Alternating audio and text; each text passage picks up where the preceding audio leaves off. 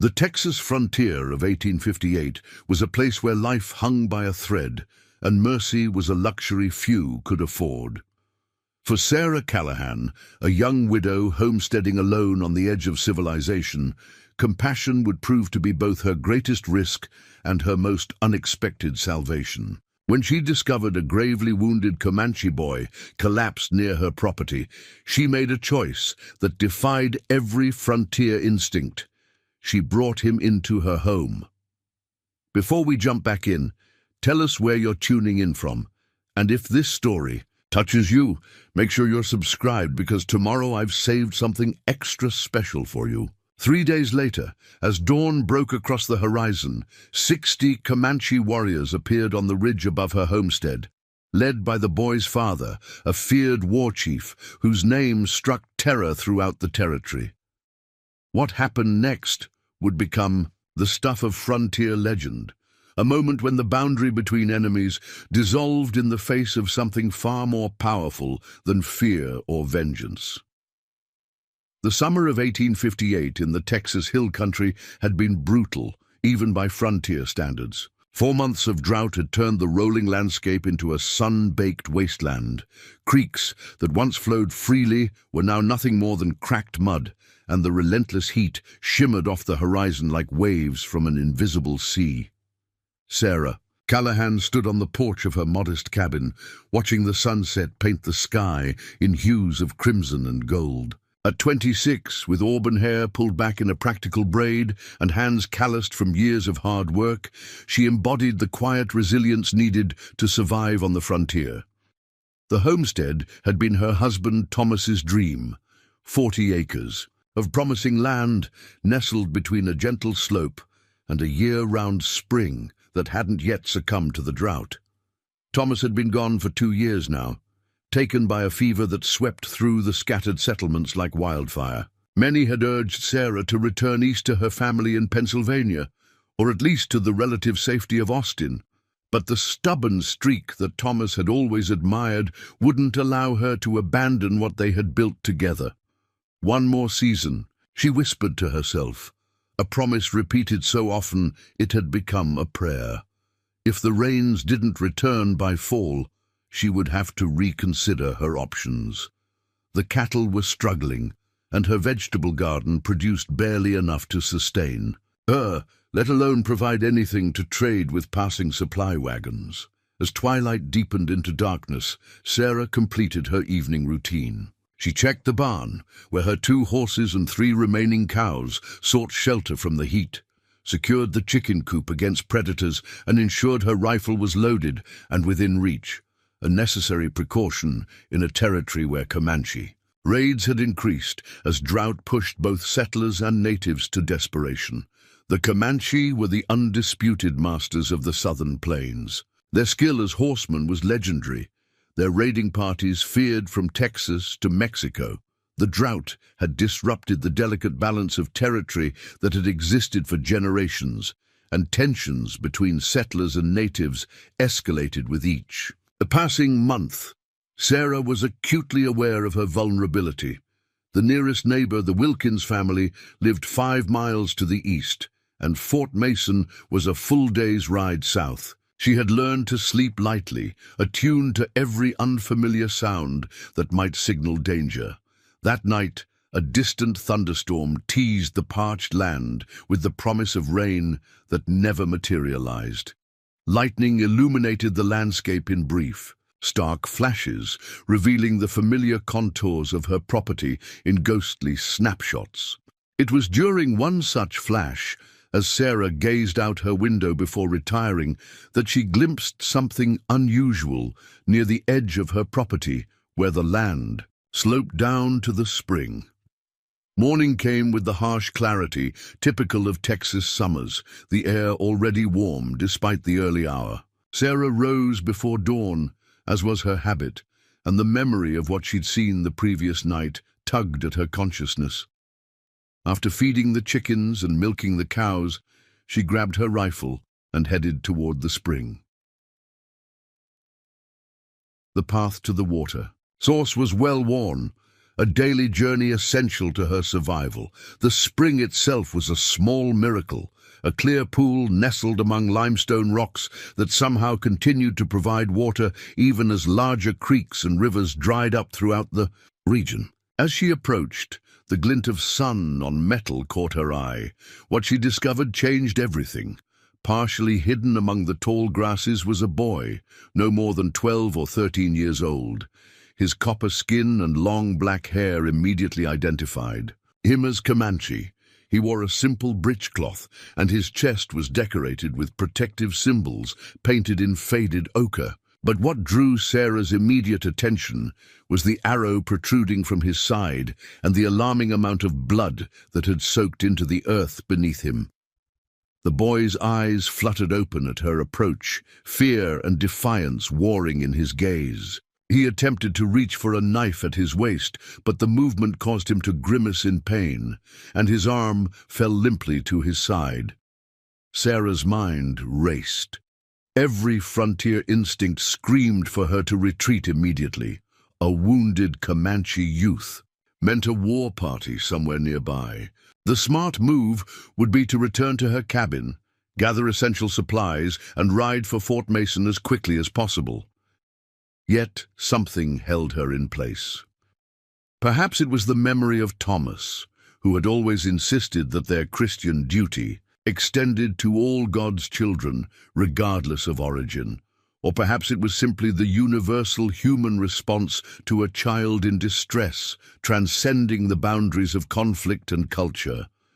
The boy's breathing was shallow, his skin hot with fever. Without treatment, he would certainly die.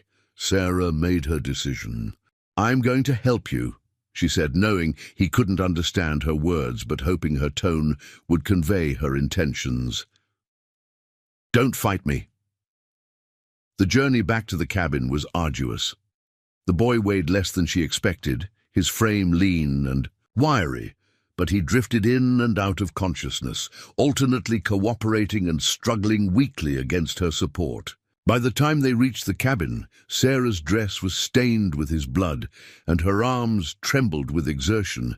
She placed him on the spare bed in the room that had once been intended for the children she and Thomas had hoped to have.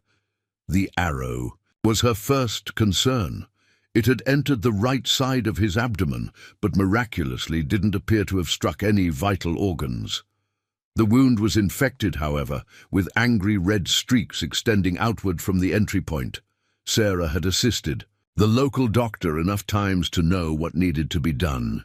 The arrow would have to be pushed through rather than pulled out to avoid causing further damage.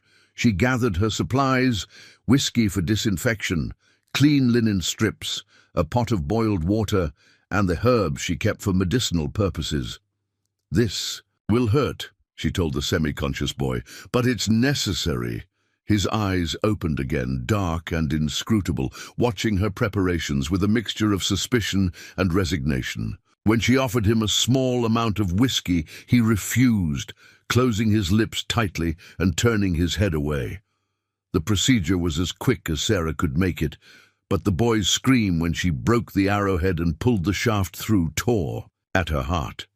He didn't fight her, though. Whether from weakness or understanding the necessity, she couldn't tell. Once the arrow was removed, she cleaned the wound thoroughly with whiskey and herbal infusions, packed it with yarrow to stop the bleeding, and bound it tightly with clean bandages. Then came the waiting. Sarah kept vigil through the day and into the night, repeatedly wiping the boy's fevered brow with cool cloths and trying to get him to take small sips of water. She knew the next 48 hours would determine whether he lived or died. As she cared for him, questions plagued her mind. How had he come to be wounded and alone? Where was his family? And most pressingly, what would she do if he survived? The Comanche were known to value their children highly. They would surely be searching for him. If they found him here, would they understand she had tried to help, or would they see only a settler who had taken one of their children? The night passed in fitful intervals of sleep and wakefulness. By morning, the boy's fever had not broken, but neither had it worsened. Sarah changed his bandages, noting with relief that the wound, while angry-looking, showed no further signs of spreading infection. Throughout the day, she alternated between caring for the boy and attending to essential chores, always with one eye on the horizon. Every distant dust cloud, every unusual sound brought her heart to her throat. She kept her rifle closer than ever. The boy remained largely unconscious, occasionally mumbling words in his native tongue that Sarah couldn't understand. During one lucid moment, she attempted to communicate, pointing to herself and saying, "Sarah." The boy regarded her silently, offering nothing in return. By nightfall of the second day, a small breakthrough occurred. The boy's fever broke, leaving him weak but more alert.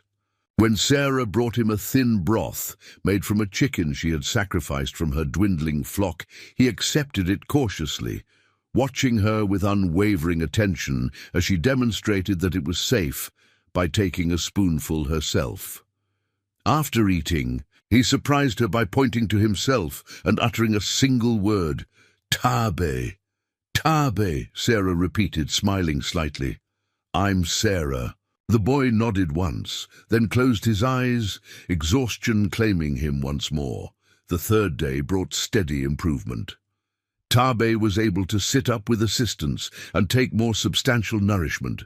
The wound was healing remarkably well, testament to the resilience of youth and perhaps the clean living of the Comanche, whose physical prowess was respected even by their enemies. Sarah attempted simple communication through gestures and expressions. She gathered that Tabe had somehow been separated from his people during what might have been a hunting expedition. The arrow that wounded him appeared to be Comanche in design, suggesting either an accident or perhaps conflict between different bands. As Tabe regained strength, Sarah's anxiety grew. Every moment that passed increased the likelihood of discovery, either by Comanche searching for the boy or by settlers who would view her actions as nothing short of treason. The penalty for aiding natives could be severe in frontier justice, where fear often trumped compassion. She began to formulate a plan. Once Tabe was strong enough to travel, she would take him as close as she dared to known Comanche territories and leave him with enough supplies to make his way back to his people. It was a risk, but less dangerous than keeping him longer or attempting to deliver him directly. That night, a soft rain finally fell, bringing temporary relief to the parched land.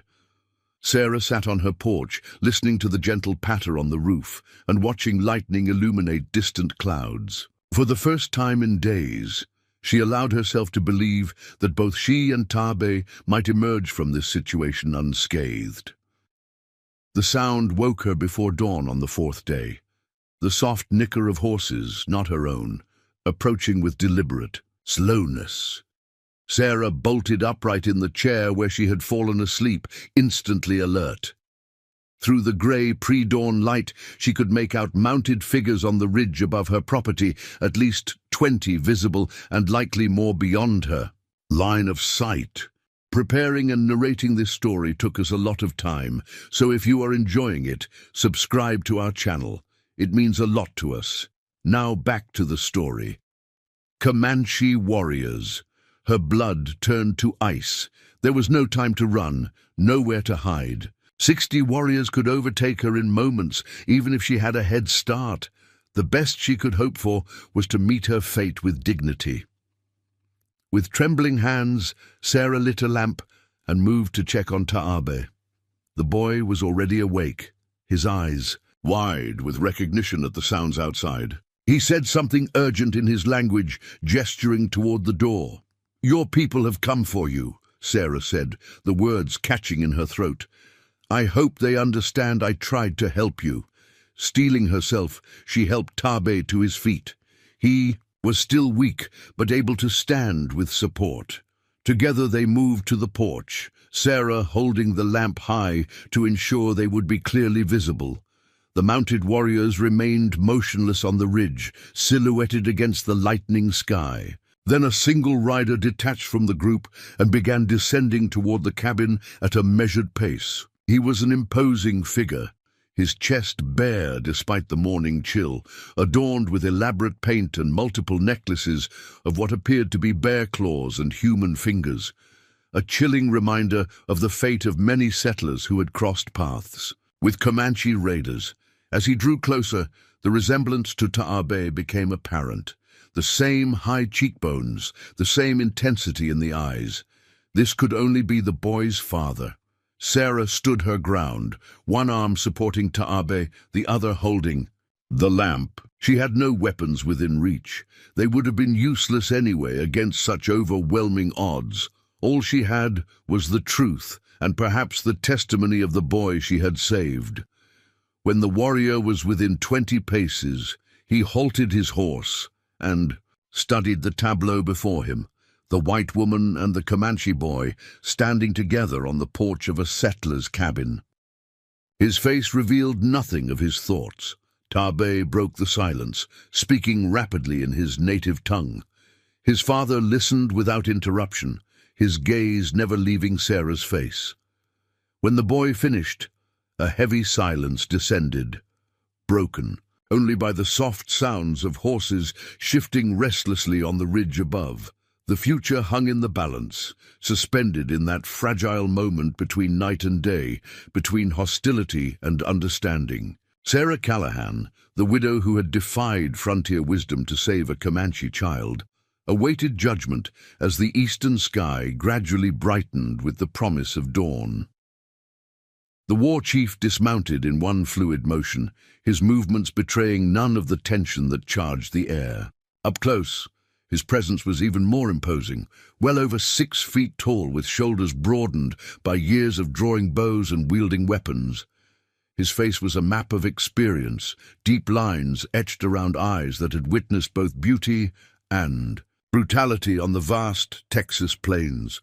He approached the porch with measured steps, stopping at the base of the 3 wooden stairs that led to where Sarah and Taabe stood. For several heartbeats, he simply studied Sarah, his gaze penetrating and unreadable. Then, to her astonishment, he spoke in heavily accented but understandable English. "I am Stonewolf. The boy says you pulled an arrow from him, gave him medicine, food, water." Each statement was delivered flatly, neither question nor accusation. Sarah nodded, finding her voice with effort. "Yes, he was badly wounded. I couldn't leave him to die." Stonewolf's expression remained unchanged. "Many white eyes would kill a Comanche boy, even wounded one." "I'm not many people," Sarah replied simply. The war chief's eyes narrowed slightly, perhaps in surprise at her directness. He turned to Taabe and spoke rapidly in their language. The boy responded, gesturing toward his bandaged side, and then to Sarah. At one point, he faltered, and Sarah instinctively steadied him with a gentle hand on his shoulder, an action that did not escape Stonewolf's notice. When their exchange concluded, Stonewolf returned his attention to Sarah. "My son says fever spirit was taking him. Says you fought spirit away with strong medicine. Says you did not treat him as an enemy. He's just a child," Sarah said. "There are no children who are enemies." Something shifted in Stonewolf's expression, not quite softening, but a subtle change, like sunlight breaking momentarily through storm clouds. He turned and made a single sharp gesture toward the warriors on the ridge. One rider separated from the group, leading a horse that carried what appeared to be a body. Sarah's heart sank. Had they already attacked someone nearby? Was this a warning of what awaited her? As the riders drew closer, she realized the form draped over the horse was a woman, unconscious or possibly dead. Her dress, though torn and bloodied, was clearly of European origin. Her blonde hair hung limply, partially obscuring her face. 2 suns ago, Stonewolf explained, a band of men, not Comanche, not army, maybe Comancheros, attacked a white family by Coyote Creek, kill a man, take a woman. We found them yesterday. Men drink firewater, not watch carefully. We kill them, take the woman back. The riders halted several yards from the cabin. Now Sarah could see the woman's chest, rising and falling shallowly. She was alive, but clearly injured. "She needs help," Sarah said, already moving toward the steps. Stone Wolf's hand shot out, not touching her but blocking her path. "Why do you help her? Not your family." Sarah met his gaze steadily. "For the same reason I helped your son. She needs help, and I can give it." After a long moment, Stone Wolf nodded and stepped aside. Sarah hurried to the injured woman, quickly assessing her condition. She had been beaten severely, with bruises darkening her face and arms. A gash on her forehead had crusted over with dried blood, and her breathing was labored. "Bring her inside," Sarah directed, falling naturally into the role of healer. To her surprise, Stone Wolf himself lifted the woman with unexpected gentleness and carried her toward the cabin. Once inside, Sarah directed him to place the woman on her own bed. "I need clean water, my medicine box from the shelf there, and more lamps lit," she instructed, forgetting momentarily whom she was addressing. To her astonishment, Stone Wolf related these orders in Comanche, and within moments, 2 young warriors appeared at the doorway. They hesitated, clearly uncomfortable entering a white woman's dwelling, but a sharp word from their chief sent them hurrying to fulfill Sarah's requirements. As Sarah cleaned the woman's wounds and administered what care she could, Tabe sat nearby, watching with interest. Stone Wolf stood impassively in the corner, his presence filling the small room. "Her name is Rebecca Miller," Stone Wolf offered unexpectedly. "Husband was James Miller. They built cabin near the creek 3 moons ago." Sarah nodded, recognizing the names. "I heard a new family had settled north of here, never had the chance to meet them." She paused in her work, looking up at the war chief. "You knew their names. You were watching them." Stone Wolf inclined his head slightly. "We watch all who enter our hunting grounds. Some we fight, some we leave alone if they respect the land." The implication was clear. Stone Wolf's band had allowed the Millers to establish their homestead, perhaps recognizing them as no immediate threat. Their surveillance had likely saved Rebecca's life after the attack.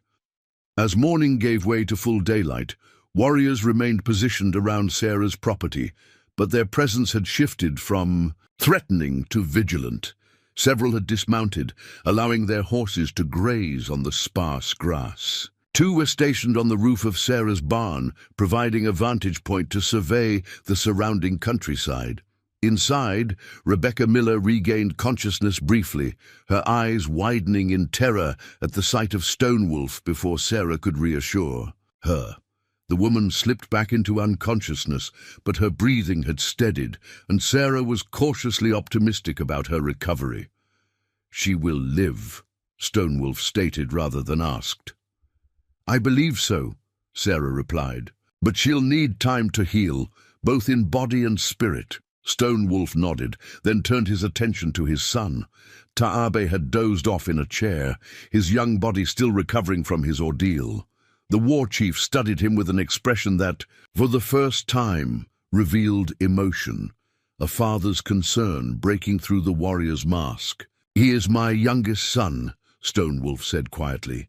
"His mother walked the spirit path 2 winters ago. He tries to be a warrior too soon, follows the hunting party without permission, gets lost. Then..." He made a gesture indicating the arrow. "Wound." "An accident," Sarah ventured. Stone Wolf's expression darkened. "No accident. Kiowa hunting party. Old enemies. They do not know he is just a boy from a distance."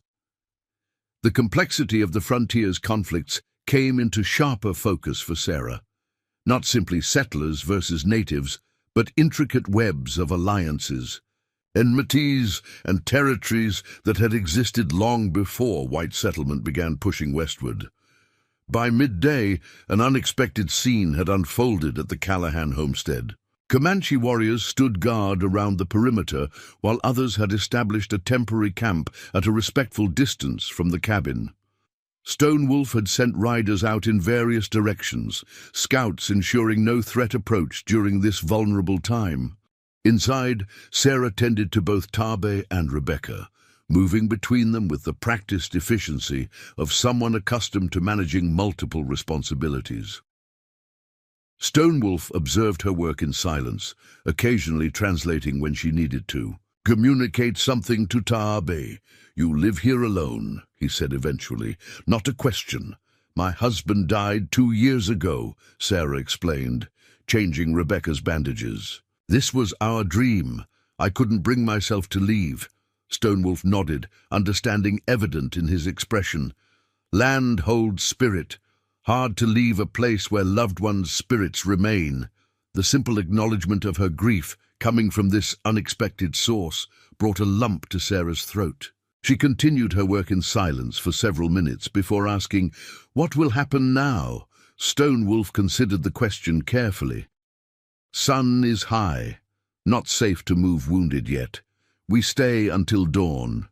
The implications of 60 Comanche warriors camping openly on a settler's property were not lost on Sarah. "If any other settlers or soldiers see you here, they'll assume the worst. My scouts will give warning if anyone comes. Then we decide." The chief's tone made it clear that the safety of his people, including his recovering son, was his primary concern. As the day wore on, an unexpected knock at the door startled everyone inside the cabin. Stonewolf's hand flew to his knife, but Sarah motioned for him to stay back as she cautiously approached the door. "Sarah, you in there?" "It's Ethan Wilkins," called a familiar voice.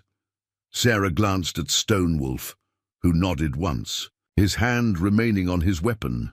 She opened the door to find her nearest neighbor standing on her porch, his expression a mixture of concern and confusion. Behind him, his 16-year-old son Daniel waited nervously with the horses. Neither had yet noticed the Comanche warriors strategically positioned around the property, partially concealed by the natural features of the landscape. "Ethan," Sarah acknowledged, positioning herself to block his view into the cabin. "What brings you out this way? Passing travelers mentioned smoke from your direction. With all the raids lately, Emily insisted I check on you." His eyes narrowed slightly. "Everything all right? You seem tense." Before Sarah could formulate a response, Stonewolf appeared silently behind her. Ethan's hand immediately went to his pistol, while young Daniel let out a strangled sound of alarm. "Don't," Sarah said sharply, placing herself between the two men. "Ethan, listen to me. This is Stonewolf. His son was injured, and I've been helping him. They've done no harm. Here." Ethan's eyes darted between Sarah and the imposing Comanche chief, disbelief evident in his expression. "Have you lost your mind, Sarah? These savages killed the Peterson family just last month." Stonewolf's face hardened at the insult, but he made no move toward Ethan. "It wasn't this band," Sarah said, praying she was right, "and they saved Rebecca Miller after Comancheros attacked her homestead and killed her husband." At this revelation, Ethan faltered slightly. The Miller attack had clearly been news to him. "Rebecca Miller is here? Alive?" Sarah nodded. "She's inside, recovering, as is the boy." Daniel Wilkins, meanwhile, had finally noticed the warriors positioned around the property and was tugging urgently at his father's sleeve. "Pa," he hissed, "there's more of 'em, lots more." Ethan paled visibly as he too became aware of their precarious situation. His hand still hovered near his pistol, though the futility of using it was obvious even to him. "If they wanted us dead, Ethan, we wouldn't be having this conversation," Sarah pointed out quietly. Stonewolf chose that moment to speak, his deep voice startling both Wilkins men. "We do not seek war today. The healer woman has honored the old ways, life for life. My son lives because of her medicine. The Miller woman lives because we found her in time." Ethan stared at the chief, clearly struggling to reconcile this encounter with everything he believed about the Comanche. "You have a choice," Stonewolf continued. "Ride to the fort, bring soldiers, Many will die, including you, your son, the women, or keep silent about what you see here until next sun. By then we will be gone. It was a simple calculation of survival, laid out in terms even the most prejudiced settler could understand. Ethan looked at his son, then back at Sarah, who stood her ground with quiet determination. "The Millers were good people," he said finally. "If Rebecca's alive because of this arrangement, then I won't be the one to jeopardize her recovery." He paused, clearly uncomfortable with the entire situation. "But Sarah, you're playing with fire here. These people saved a woman when they could have left her to die," Sarah interrupted firmly. "Just as I saved a boy when I could have left him to die. Sometimes, Ethan, the frontier demands we see beyond what we think we know." Ethan clearly had more objections, but a subtle shift in the positions of the hidden warriors around them served as a potent reminder of the reality they faced. "We'll keep your secret," he conceded finally, "but only until tomorrow. After that, I've got my own family to think about." Stonewolf inclined his head in acknowledgement of the agreement. "Wise choice." As the Wilkins men prepared to depart, Ethan paused, turning back to Sarah. "Thomas would be proud of your courage, Sarah, and terrified by your recklessness." A ghost of a smile crossed his weather-beaten face. "Can't say I'm much different." After they had ridden away, Sarah released a breath she hadn't realized she was holding. Stonewolf regarded her with newfound respect. "Not many stand between warriors and guns," he observed. "You have a strong heart." "I'm just trying to prevent more bloodshed," Sarah replied, suddenly exhausted by the encounter. Inside the cabin, Rebecca had awakened again, more lucid this time. When Sarah explained the situation, omitting the more alarming details about the full war party camped nearby, the injured woman wept silently. "James always said we should try to understand the native ways," she whispered hoarsely. "He traded fairly with some Comanche last season. They seemed not what we'd been told." Her eyes drifted to Stonewolf, who stood in the doorway. Recognition dawned in her gaze. "You were there, with the traders." When the chief nodded once in confirmation, Rebecca closed her eyes, tears still streaming down her face. "Thank you for avenging my husband." As evening approached, a remarkable scene unfolded. At the Callahan homestead, Comanche women and children, who had been kept at a safe distance until now, were permitted to approach the cabin. They brought food, strips of venison, wild onions, and a cornmeal preparation that Sarah had never encountered before. It was a peace offering of sorts, but also practical assistance for feeding the injured and their caretakers. Sarah shared her own provisions, fresh bread, preserved fruits, and the last of her coffee. The cultural exchange occurred largely through gestures and expressions, with Stonewolf occasionally translating key phrases. Tabe, strengthened by rest and his father's presence, sat on the porch with several Comanche boys his age, who listened with rapt attention to his tale of survival under the white healer woman's care. Though still weak, his status among his peers had clearly risen. He had survived an enemy attack and lived among the white settlers, experiences that would shape his understanding of the world. As darkness fell, an elderly Comanche woman approached Sarah with a small pouch of herbs. Through Stonewolf's translation, she explained these were rare medicinal plants that would help Rebecca recover her strength more quickly. The gesture, from one healer to another, transcended the barriers between their worlds. Stonewolf found Sarah later, as she stood watching the Comanche fires dotting the landscape around her property. The scene was surreal. Under any other circumstances, such fires would signal imminent danger to a lone settler. Tonight, they represented an unexpected sanctuary. "Your people will not understand what happened here," Stonewolf said, gazing at the same fires. "Neither will many of mine. Understanding often takes longer than events, Sarah replied. All I know is that two young lives, Tabe's and Rebecca's, will continue because we chose differently than expected. Stone Wolf was silent for a long moment. There is a prophecy among my people, speaks of time when great changes come to the plains, when old ways must yield to new ways for some to survive. He glanced at her. Not all change is the enemy. Not all strangers are enemies either, Sarah added quietly. The war chief nodded slowly. Dawn comes. We will leave when the sun touches the horizon. My son is strong enough to ride now. He hesitated, then continued. The Miller woman?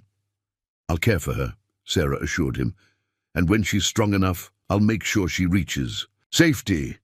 The men who attacked her, they were led by a man named Fletcher. Yellow hair, scar like snake on neck. Stone Wolf's expression darkened. We killed many, but he escaped. Dangerous man. Hates all Comanche. Sarah absorbed this warning, understanding its significance. I'll be vigilant, and I'll warn others about him. Stone Wolf reached into a pouch at his waist and withdrew a small object. An intricately carved eagle, fashioned from bone, suspended on a leather cord. My son made this before his first hunt. He says to give it to you. The chief extended it toward her. Eagle sees far, protects those under its wings. The gesture caught Sarah off guard. She accepted the token carefully, recognizing the significance of such a gift. Thank him for me. Tell him I'll treasure it. He knows. Stone Wolf's gaze shifted to the eastern horizon, where the faintest lightening of the sky heralded the approaching dawn. New day comes. Things change, but some things remain. As first light began to dispel the darkness, the Comanche broke camp with practiced efficiency. Warriors mounted their horses, women gathered children, and the temporary community that had formed around Sarah's homestead prepared to vanish into the vast Texas landscape. Tabe, dressed once more in traditional Comanche attire provided by his people, approached Sarah one final time. Though they shared no common language, their connection transcended words. The boy placed his hand over his heart, then extended it toward her, a gesture so universal in its meaning that Sarah felt tears spring to her eyes. She mimicked the gesture, then watched as Tabe mounted his own horse, his father steadying him. Briefly, before allowing him to ride independently toward the waiting band, Stone Wolf was the last to depart. He sat astride his horse before Sarah, the rising sun at his back casting his face in shadow. The crossing between our worlds is dangerous ground, he said. Few walk it and survive. Remember this day, Sarah Callahan. Remember that even in time of great hatred, small mercies can change what is to come. With those words, he turned his horse and rode toward his people, the powerful figure of a leader bearing the weight of an uncertain future for his band. Sarah stood on her porch, the carved eagle token warm in her palm, watching until the 60 warriors and their families disappeared over the ridge. Within moments, it was as if they had never been there at all, except for the profound change they had left behind in one settler woman's understanding of the complex tapestry that was the Texas frontier. Inside the cabin, Rebecca Miller stirred, calling weakly for water. Sarah tucked the eagle carving safely into her pocket and turned back to the everyday work of survival and healing, work that now carried new meaning after 3 extraordinary days that had begun with a simple act of mercy toward a dying boy. The weeks following the Comanche warriors' departure unfolded with a deceptive quietude that belied the profound changes brewing beneath the surface. Rebecca Miller regained her strength gradually under Sarah's attentive care, the herbal remedies provided by the Comanche healer proving remarkably effective against infection and pain. I never thought I'd owe my life to those I was taught to. Fear, Rebecca confessed one evening as they sat on the porch, watching fireflies punctuate the gathering darkness. Her delicate features, once swollen and bruised, had mostly healed, though a thin scar would permanently mark her forehead. James would say there's poetry in that. Sarah fingered the carved eagle talisman she now wore around her neck. The boundaries we draw aren't always where we think they are. For both women, the shared ordeal had forged a bond that transcended their brief acquaintance. Rebecca spoke often of her husband James, his gentle nature, his conviction that peaceful coexistence with the native tribes was possible, his dreams for their future in Texas. In her grief, these memories became a bridge to healing, a way to honor what was lost while finding strength to face what lay ahead. "What will you do now?" Sarah asked as Rebecca's recovery reached the point where decisions could no longer be postponed. The young widow's gaze drifted to the northern horizon, where the charred remains of her homestead lay. "Not return there. I couldn't." Her voice trailed off. "My sister lives in St. Louis. She's been after me to join her since our parents passed." Sarah nodded, understanding the pull of family in times of crisis. "The next supply wagon should arrive within the week. We can arrange passage for you then." Yet even as life at the Callahan homestead settled into this new rhythm, ripples from the extraordinary events spread outward through the scattered settlements of the Texas Hill Country.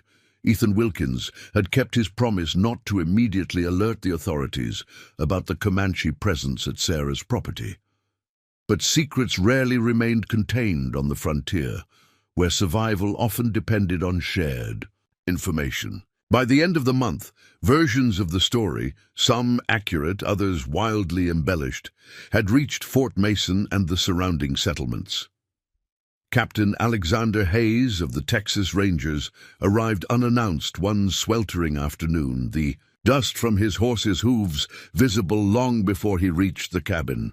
Sarah watched his approach from the garden where she was harvesting the season's first vegetables, straightening her back and wiping soil-stained hands on her apron as he dismounted. Hayes cut an imposing figure, tall and broad-shouldered with a weathered face that had witnessed the worst the frontier could offer.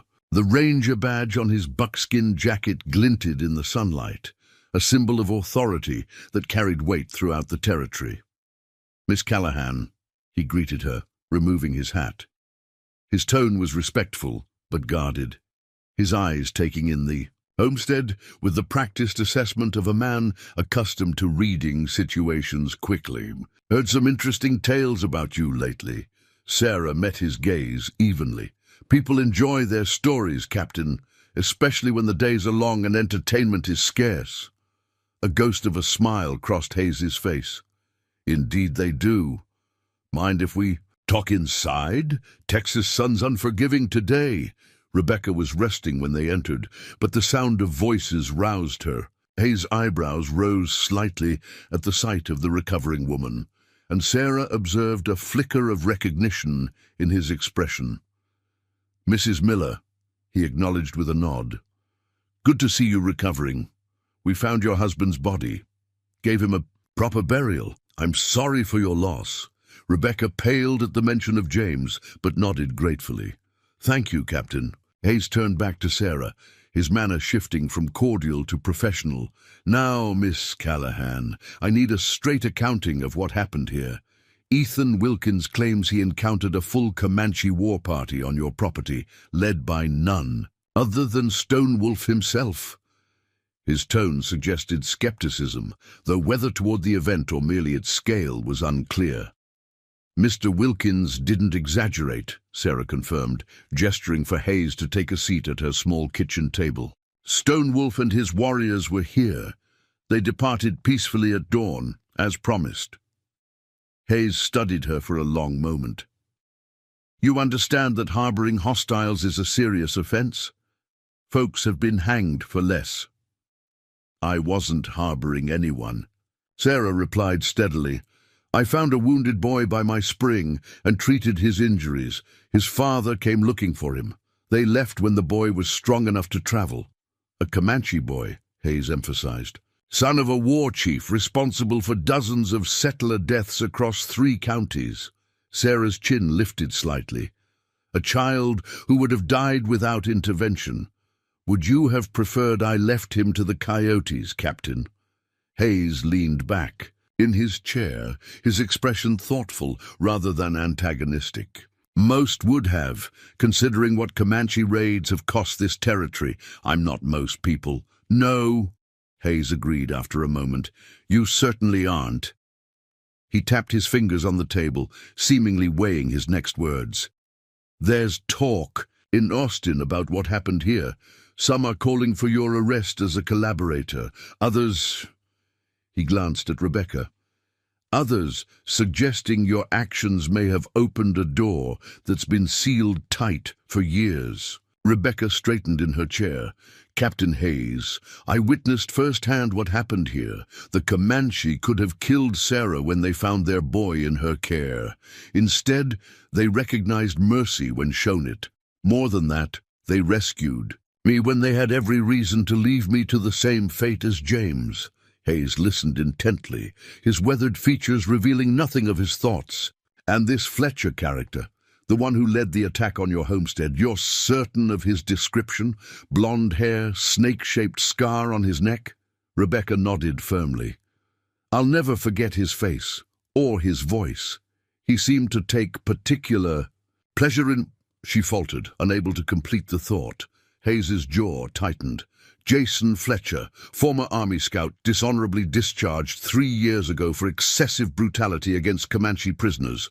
Been running with a Comanchero gang since then, using his knowledge of military movements to avoid capture. His gaze hardened.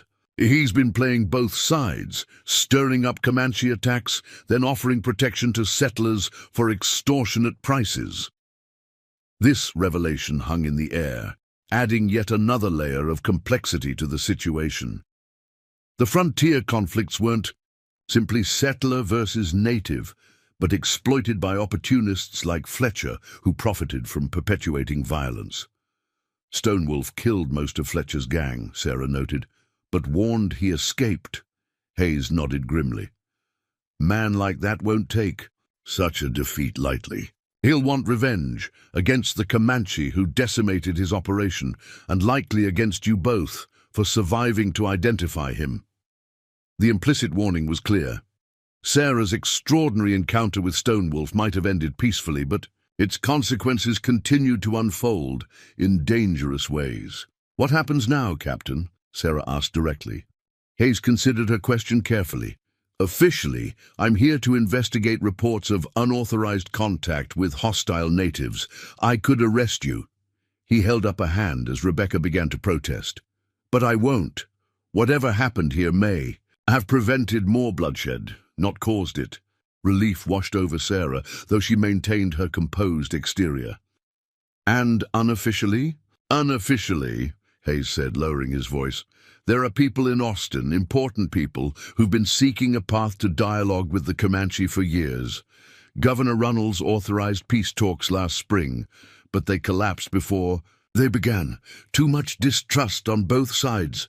He leaned forward, his expression intensely focused. What happened here? A Comanche chief acknowledging a debt to a settler woman, sparing a homestead that should have been an easy target. It's unprecedented. It suggests possibilities that seemed unthinkable before. Sarah absorbed this, understanding the broader implications for the first time. Her private act of compassion toward a wounded boy had inadvertently placed her at the center of the territory's most volatile political issue. I'm not a diplomat, Captain, she said finally. I'm just a widow trying to keep my husband's dream alive. Sometimes history pivots on the actions of those who never intended to change it, Hayes replied, a hint of weariness in his tone suggesting he spoke from experience. The governor's office may contact you. If they do, I'd advise you to listen. He rose from the table, signaling the conversation's end. In the meantime, stay vigilant. Fletcher's still out there, and he's not one to forgive those who've crossed him. As Hayes prepared to depart, he paused at the door. One more thing. Miss Callahan, Stonewolf's band has moved north, beyond the clear fork of the Brazos. The army's planning a campaign in that region come fall, if you happen to have any way of getting word to them." He left the sentence unfinished, but his meaning was clear. After the Texas Ranger had ridden away, Rebecca turned to Sarah with wide eyes. "He was asking you to warn the Comanche about military movements, a captain of the Rangers."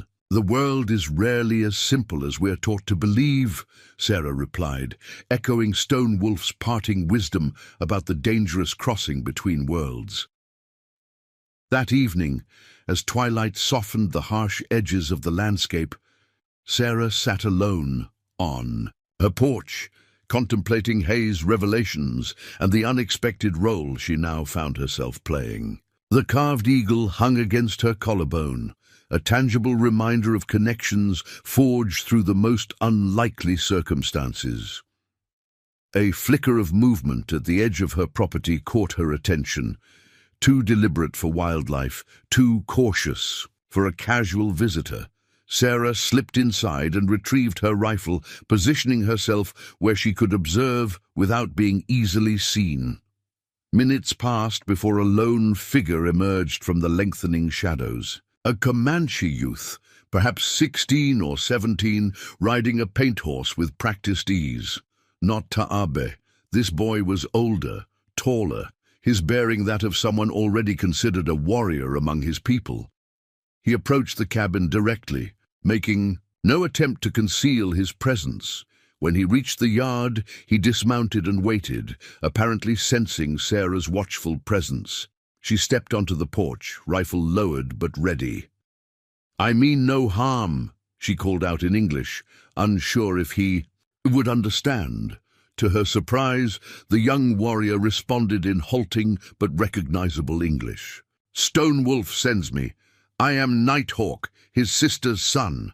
Sarah cautiously descended the porch steps. "Is Taabe well?" Nighthawk nodded once. "He grows stronger each day, tells the story of the healing woman to all who will listen." A hint of amusement crossed his otherwise serious features. "Many stories in our camp about you. And you've come all this way to tell me this?" Sarah asked, sensing there was more to his visit. The young warrior's expression sobered. "Yellow-hair man Fletcher. He lives, gather new men, speaks of revenge against Stonewolf's band." He paused, clearly choosing his words carefully. "Also speak your name." The warning sent a chill through Sarah despite the evening's warmth. "Captain Hayes just told me the same. Fletcher is dangerous to both our peoples." Nighthawk nodded gravely. "Stonewolf says to tell you, watch the North Ridge at new moon. If danger comes, light 3 fires in a triangle. Our scouts will see." The offer of protection from Comanche warriors to a settler woman was unprecedented, a reversal of the frontier's established order that would have seemed impossible just weeks earlier. "Tell Stonewolf I'm grateful," Sarah replied, "and tell him the army plans a campaign beyond the Clear Fork come fall. He should move his people further north before then." Nighthawk's eyes widened slightly, registering the significance of this information. "You warn us of your own soldiers?" "I warn people who spared me when they could have killed me," Sarah clarified. "People who saved Rebecca Miller when they could have left her to die. The debts between us flow both ways." The young warrior studied her for a long moment before nodding once in acknowledgement. "Stonewolf was right about you. You walk between worlds without fear." "With plenty of fear," Sarah corrected him with a faint smile. "But fear doesn't always need to dictate our actions." After Nighthawk departed, melting back into the gathering darkness with the same silence with which he had appeared, Sarah returned to the cabin to find Rebecca watching from the window. "Was that—" the younger woman began. "A messenger from Stonewolf," Sarah confirmed. "Fletcher is gathering men seeking revenge. We need to be prepared." Rebecca's face paled, but her voice remained steady. "The supply wagon should arrive in 2 days. I should be on it when it leaves. Sarah nodded, understanding the wisdom of this decision. Rebecca's recovery had progressed well enough for travel, and St. Louis offered safety that the frontier could not guarantee. "What about you?" Rebecca asked. "You could come too, start fresh somewhere safer." For a brief moment, Sarah allowed herself to envision it, leaving behind the constant vigilance, the precarious existence, the homestead that demanded everything she had just to survive. But the thought passed quickly, replaced by the certainty that had kept her here after Thomas's death. "This land is part of me now," she said simply, and recent events have only strengthened that connection. The following days passed in a flurry of preparation, gathering Rebecca's few remaining possessions, writing letters of introduction to contacts in St. Louis, assembling supplies for the journey. Throughout it all, Sarah maintained a heightened awareness of her surroundings, scanning the horizon frequently for any sign of approaching riders. The supply wagon arrived as expected, driven by Montgomery "Monty" Wilson, a grizzled veteran of the frontier, whose trading route linked the scattered settlements with San Antonio and points eastward. His eyebrows rose at the sight of Rebecca Miller, whom most had presumed dead after the attack on her homestead. "God's mercy," he muttered, helping load her trunk onto the wagon. "Fletcher's gang left no survivors at the Taylor place last spring. Thought for sure you'd met the same fate." Rebecca's composure faltered only slightly at this grim reminder of how close she had come to death. "God's mercy indeed, Mr. Wilson, and the unexpected compassion of those we're taught to fear." Monty shot a questioning glance at Sarah, who merely shook her head slightly. Some stories weren't meant for casual retelling, especially to those who traveled widely and spoke freely. As the moment of departure approached, Rebecca embraced Sarah tightly. "I'll write when I reach St. Louis," she promised, tears glistening in her eyes. "And Sarah, what happened here, what you did, it matters, more than perhaps either of us yet understands." Sarah nodded, her own eyes damp. "Safe journey, Rebecca. May you find peace there." As the wagon rumbled away, Sarah stood in her yard long after it had disappeared from view, contemplating the rapid changes that had transformed her solitary existence. The drought continued unabated, her crops struggled, and danger lurked in the form of Jason Fletcher's thirst for vengeance. Yet something fundamental had shifted in her understanding of the world and her place within it. Stonewolf's words echoed in her mind. "The crossing between our worlds is dangerous ground. Few walk it and survive." Sarah Callahan, widow, frontierswoman, reluctant bridge between colliding cultures, turned toward her cabin. The carved eagle, talisman, hung against her throat, a reminder of the unexpected connections that could form even across the deepest divides. And as the setting sun cast long shadows across the Texas hill country, she understood that while her story with the Comanche had begun with a simple act of mercy toward a dying boy, its conclusion, if there was to be one, remained unwritten. The frontier's future, like her own, balanced on the edge of possibility, where compassion might yet prove stronger than the impulse toward violence that had defined relations between settlers and natives for generations. It was dangerous ground indeed, but ground that she now recognized as worth defending, one small act of courage at a time. The new moon arrived with an oppressive stillness that seemed to hold the Texas hill country in suspense. Sarah had spent the 2 weeks since Rebecca's departure reinforcing her homestead, checking the cabin's sturdy shutters, ensuring her modest arsenal remained clean and functional, and establishing a rotation of lookout points that allowed her to monitor approaches from all directions. Sleep came in fragmented intervals, her senses perpetually alert to the smallest disturbances in the night. The warning from Nighthawk weighed heavily on her mind, not just for what it revealed about Fletcher's intentions, but for what it suggested about her altered place in the complex web of frontier relationships. She had become something unprecedented, a settler woman with a direct line of communication to a Comanche war chief. The carved eagle talisman she wore served as a constant reminder of this tenuous connection, as well as the responsibility it entailed. On the third evening of the new moon, Sarah sat on her porch, rifle across her lap, watching twilight settle over the landscape.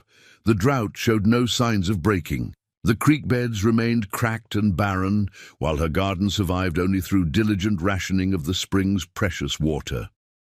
Yet despite these hardships, there was a peculiar sense of purpose in her solitude now, a feeling that her continued presence on this land mattered in ways that extended beyond her personal attachment to Thomas's dream. The first sign of trouble came just after full darkness descended, the faint but unmistakable glow of torches moving along the northern ridge, at least half a mile distant but approaching with clear intent. Sarah counted 7 distinct lights, suggesting a sizable group of riders. Her heart quickened, but her movements remained deliberate, honed by years of frontier discipline. She extinguished the lamp on her porch and retreated inside, securing the door and moving to the window that offered the clearest view of the approaching threat. Minutes stretched into a half-hour as the torches wound their way down from the ridge, following the most accessible path to her homestead. Sarah used the time to position her weapons strategically throughout the cabin, the shotgun by the front door, pistol at her waist, and her husband's old cavalry saber beneath the bed as a last resort. When the riders finally entered the clearing, before her cabin, Sarah could make out their silhouettes in the moonless night, illuminated only by the dancing light of their torches. 8 men total, their faces obscured by bandanas pulled high across their features, a common tactic among outlaws who preferred their identities concealed when conducting nighttime business. One rider separated from the group, urging his mount forward until he reached the center of the yard. Even without being able to see his face clearly, there was something in his posture, an arrogant tilt to his shoulders, a calculated casualness in how he held his reins that sent a chill of recognition through Sarah. "Sarah Callahan," the man called out, his voice carrying easily in the still night air. "I know you're in there, woman. No need to hide from visitors." Sarah remained silent, observing from the darkened window. The leader pulled down his bandana, revealing features that matched Rebecca's description perfectly. The shock of blonde hair catching the torchlight, and most distinctively, the serpentine scar that slithered from beneath his jawline down the side of his neck. Jason Fletcher. "Not feeling hospitable tonight?" Fletcher called again, his tone mockingly conversational. "That's not what I heard about you. Word is you're mighty generous with your hospitality, especially to Comanche vermin." The other riders snickered, spreading out to form a loose semicircle before the cabin. Sarah noted their positioning with a soldier's eye. Thomas had taught her to assess tactical situations during their early days on the frontier. They were arranged to prevent escape, not to launch an immediate attack.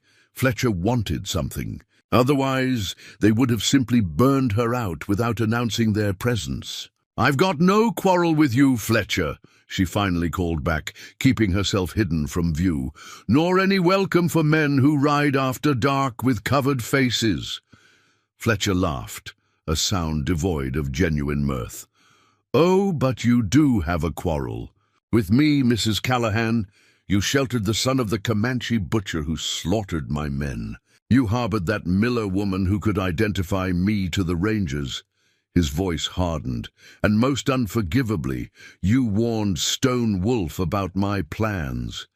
That makes you my enemy twice over. Sarah's mind raced. How could he possibly know about her? Warning to Stone Wolf. The only explanation was that someone had betrayed her, either at Fort Mason or among the scattered settlers who might have observed Nighthawk's visit. "What do you want?" she demanded, buying time while assessing her. "Limited options. Fletcher dismounted with fluid grace, handing his torch to one of his companions. "Why, I want what any reasonable man wants when he's been wronged, Mrs. Callahan. Justice." He spat the word like a curse. "And since the law around these parts seems unwilling to punish those who collaborate with savages, I find myself obliged to administer that justice personally." He gestured casually toward the barn and outbuildings. "We'll be taking your livestock first, then your supplies. Then we'll decide whether this fine homestead would look better as a pile of ashes or as the new headquarters for my operation." His tone suggested the decision had already been made. "As for you, well, that depends entirely on how cooperative you prove to be." The implied threat hung in the air, confirming Sarah's worst fears about Fletcher's intentions. She had heard stories of what happened to women who fell into the hands of Comanchero gangs. Death would be a mercy by comparison. "I count 8 of you," she called out, injecting steel into her voice.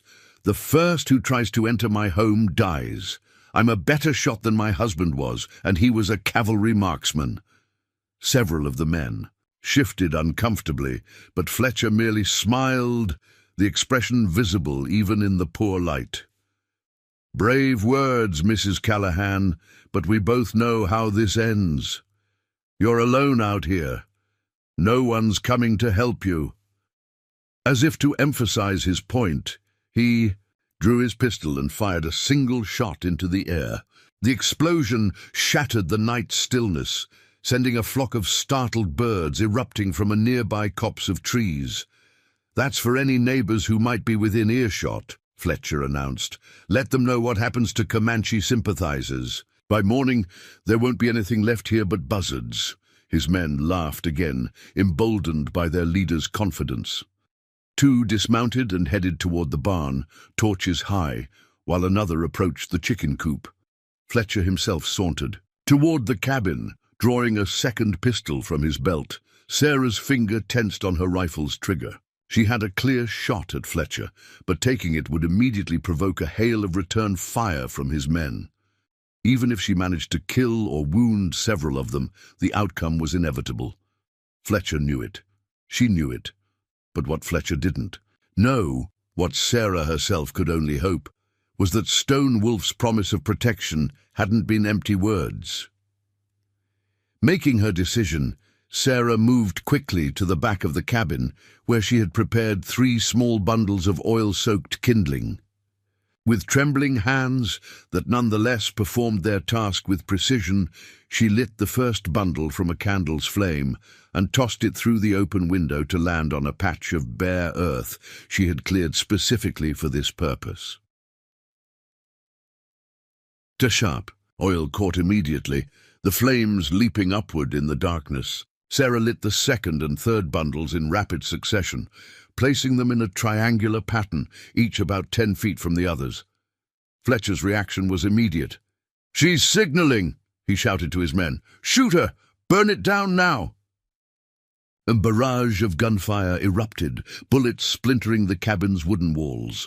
Sarah dropped to the floor, crawling toward the front window where her rifle still waited.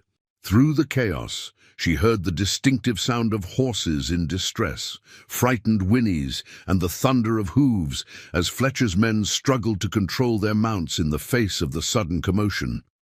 "Get those fires out!" Fletcher was shouting, his earlier composure shattered by the unexpected development. "Reynolds, Garcia, check the ridge!"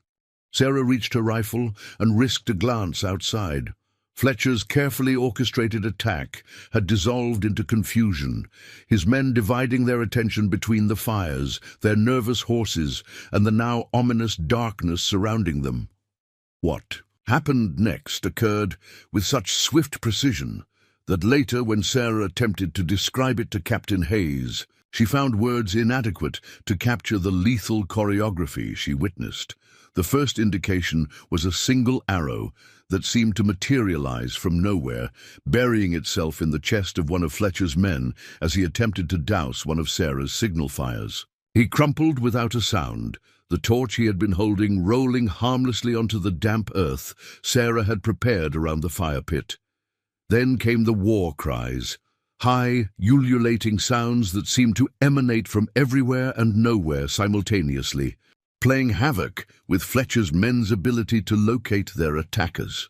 Shadows detached themselves from the surrounding darkness, moving with the fluid grace of predators who had mastered the art of night fighting across generations.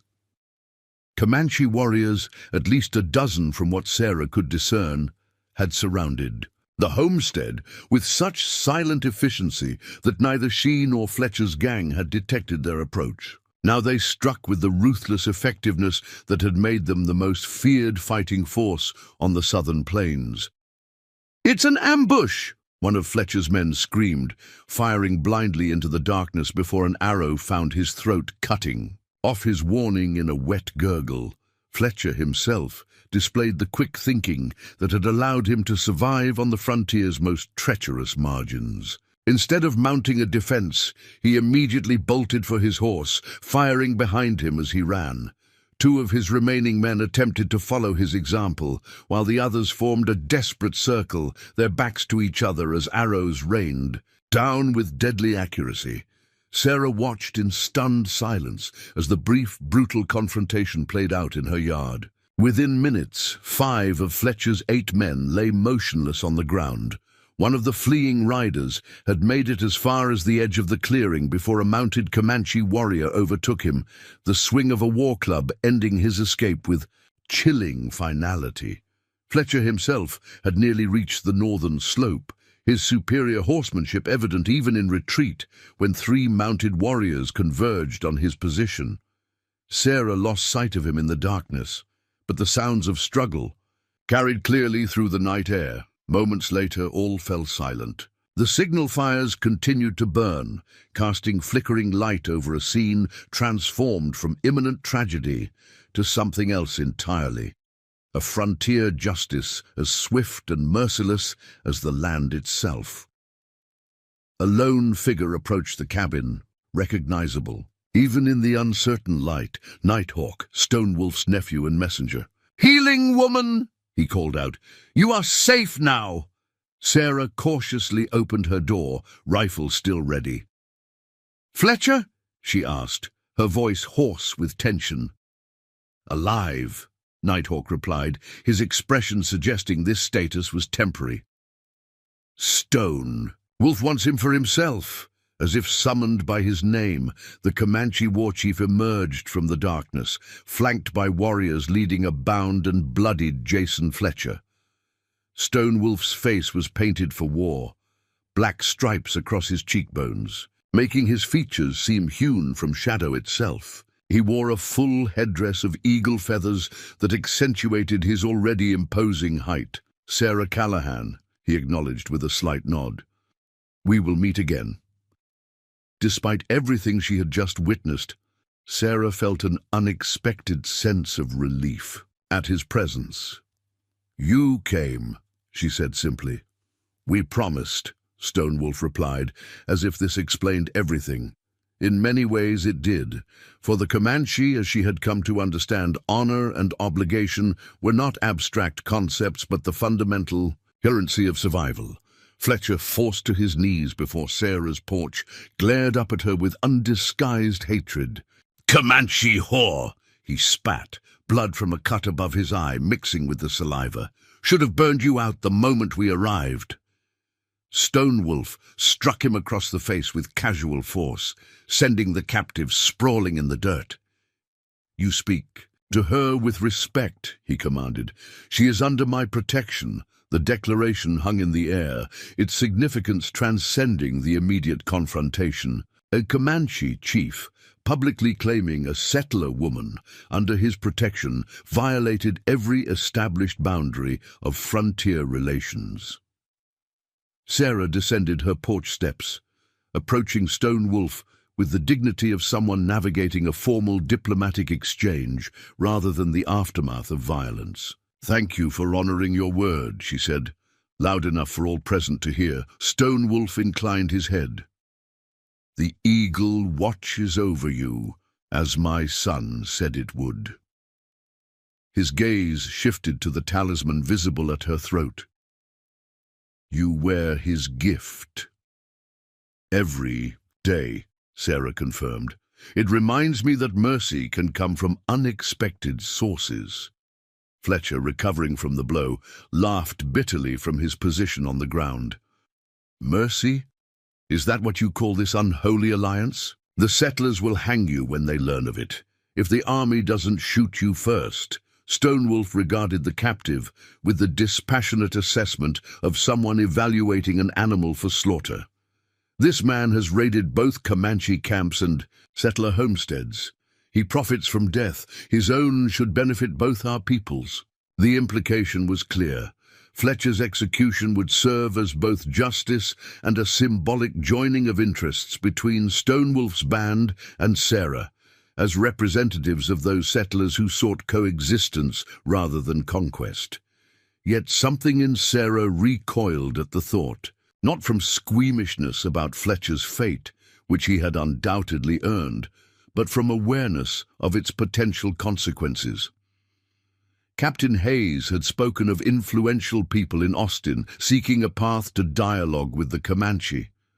Fletcher's death at Stonewolf's hands, however justified, would further inflame tensions at a critical moment. His crimes deserve death, Sarah agreed carefully. But there's another way. She met Stonewolf's questioning gaze. The Texas Rangers have been hunting him for months. If you deliver him to Captain Hayes at Fort Mason, it would show that Comanche justice and settler law can find common ground. Wolf considered this, his expression revealing nothing of his thoughts. The warriors around him watched silently, awaiting his decision. Hayes is a fair man, Sarah continued. Fletcher would hang legally, with witnesses to his crimes testifying against him, including Rebecca Miller, who survived his attack. Fletcher's face contorted with fury. You'll both die for this betrayal. Your men are dead. Night. Hawk interrupted coldly. No one will come seeking vengeance for you. Stonewolf raised a hand, silencing further discussion. The woman speaks with wisdom. He turned to Sarah. You suggest we trust Ranger Hayes with this justice? Sarah nodded.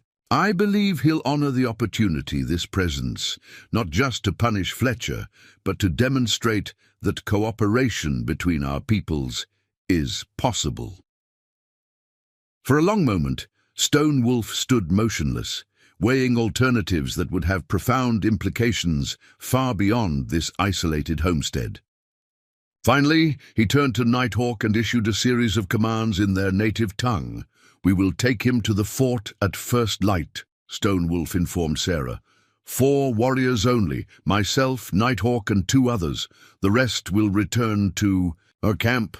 Fletcher cursed viciously until one of the warriors gagged him with a strip of cloth torn from his own shirt. He must be alive when we deliver him, Stonewolf clarified, a hint of regret in his tone, but he need not be comfortable. As the Comanche warriors secured their prisoner and cleared the evidence of the brief but deadly skirmish, Sarah found herself standing alone with Stonewolf at the edge of her property. The signal fires had burned down to embers, their purpose fulfilled beyond anything she could have imagined when Nighthawk first explained their significance. Your son? She asked. Taabe? He continues to recover well? Something that might have been a smile flickered across Stonewolf's stern features. He insists on joining hunting parties already. His mother would have called him stubborn, like someone else I have met. He glanced meaningfully at Sarah.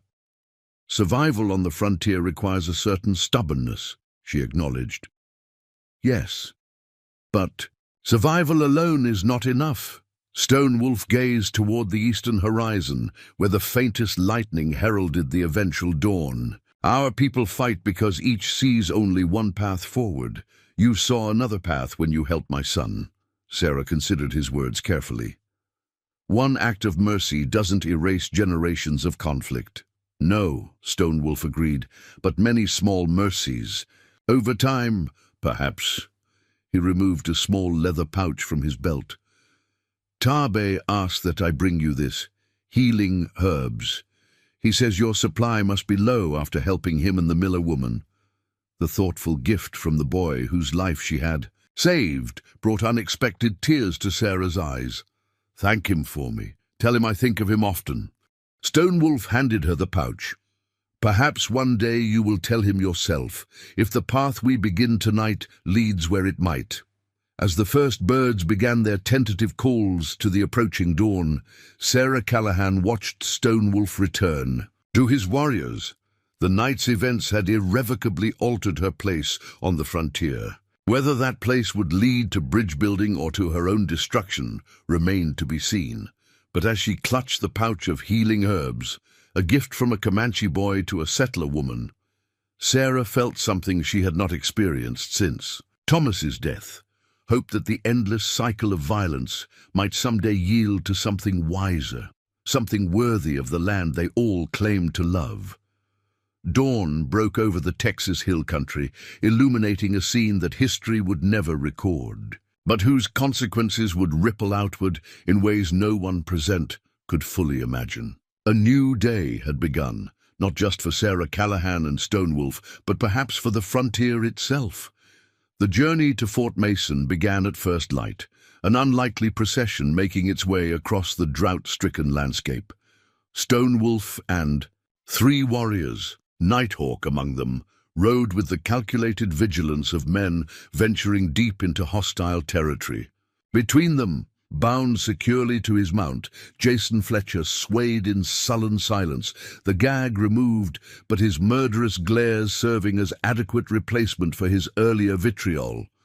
Sarah rode alongside Stonewolf, her presence both practical, guide and symbolic bridge between worlds.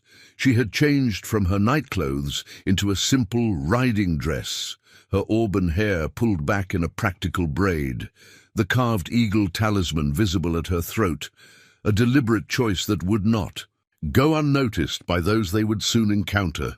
"The fort commander is Major Lawrence Harrington," Sarah explained as they rode, "a career soldier, but not a man blinded by prejudice. He served with my husband Thomas during the Mexican War." Stonewolf absorbed this information with a slight nod. "And this Hayes, the ranger captain, reports to Austin, not to the fort," Sarah clarified. "But he maintains good relations with Harrington. If they're both present when we arrive, it strengthens our position." The war chief studied her with newfound appreciation.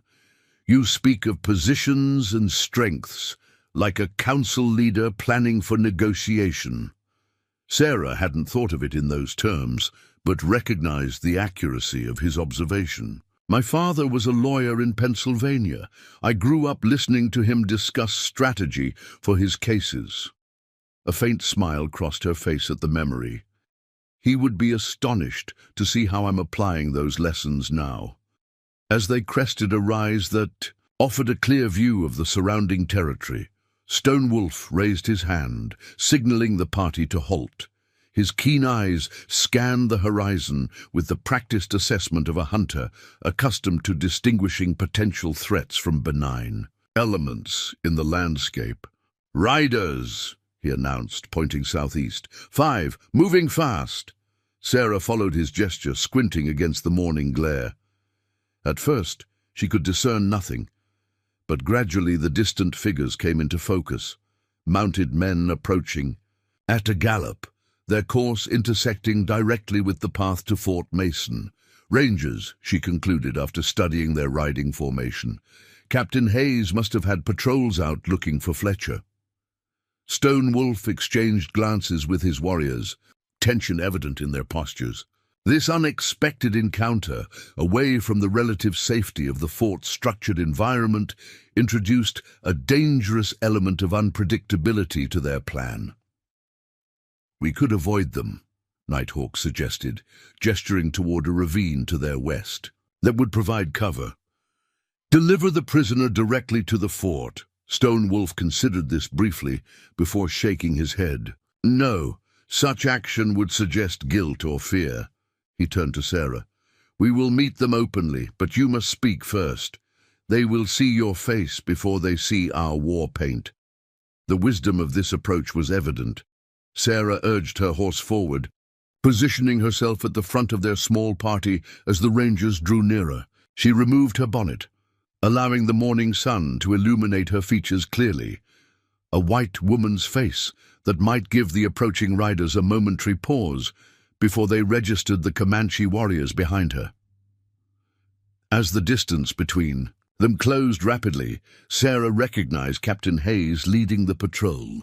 She raised her hand in greeting, a deliberate gesture of peaceful intent that she hoped would diffuse the rangers' instinctive reaction to finding Comanche warriors so far into settled territory. Hayes's patrol slowed abruptly, rifles rising to ready positions before the captain himself signaled his men to hold their fire. His expression, as he recognized Sarah, shifted from alertness to astonishment, especially as he registered her companions. "Miss Callahan," he called, maintaining a cautious distance. "This is an unexpected meeting." His gaze moved past her to Stonewolf, recognition dawning in his weathered features, and even more unexpected company. "Captain Hayes," Sarah acknowledged with formal courtesy. "We were hoping to find you at the fort.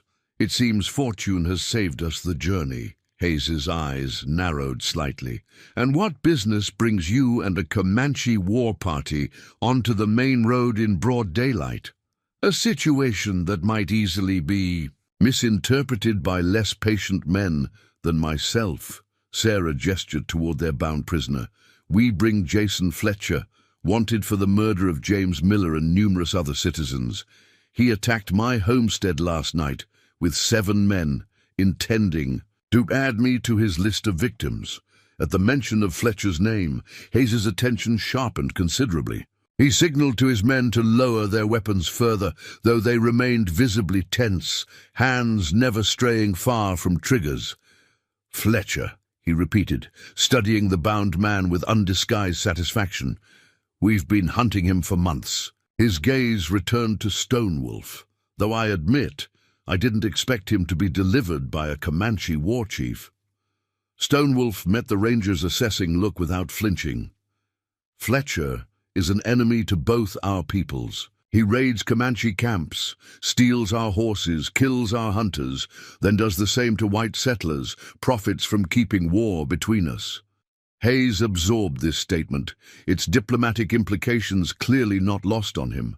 After a moment's consideration, he dismounted and approached Fletcher, examining the prisoner's bindings and condition with professional detachment. "Seems you've had a rough night, Fletcher," he observed dryly, "though considerably better than you deserve."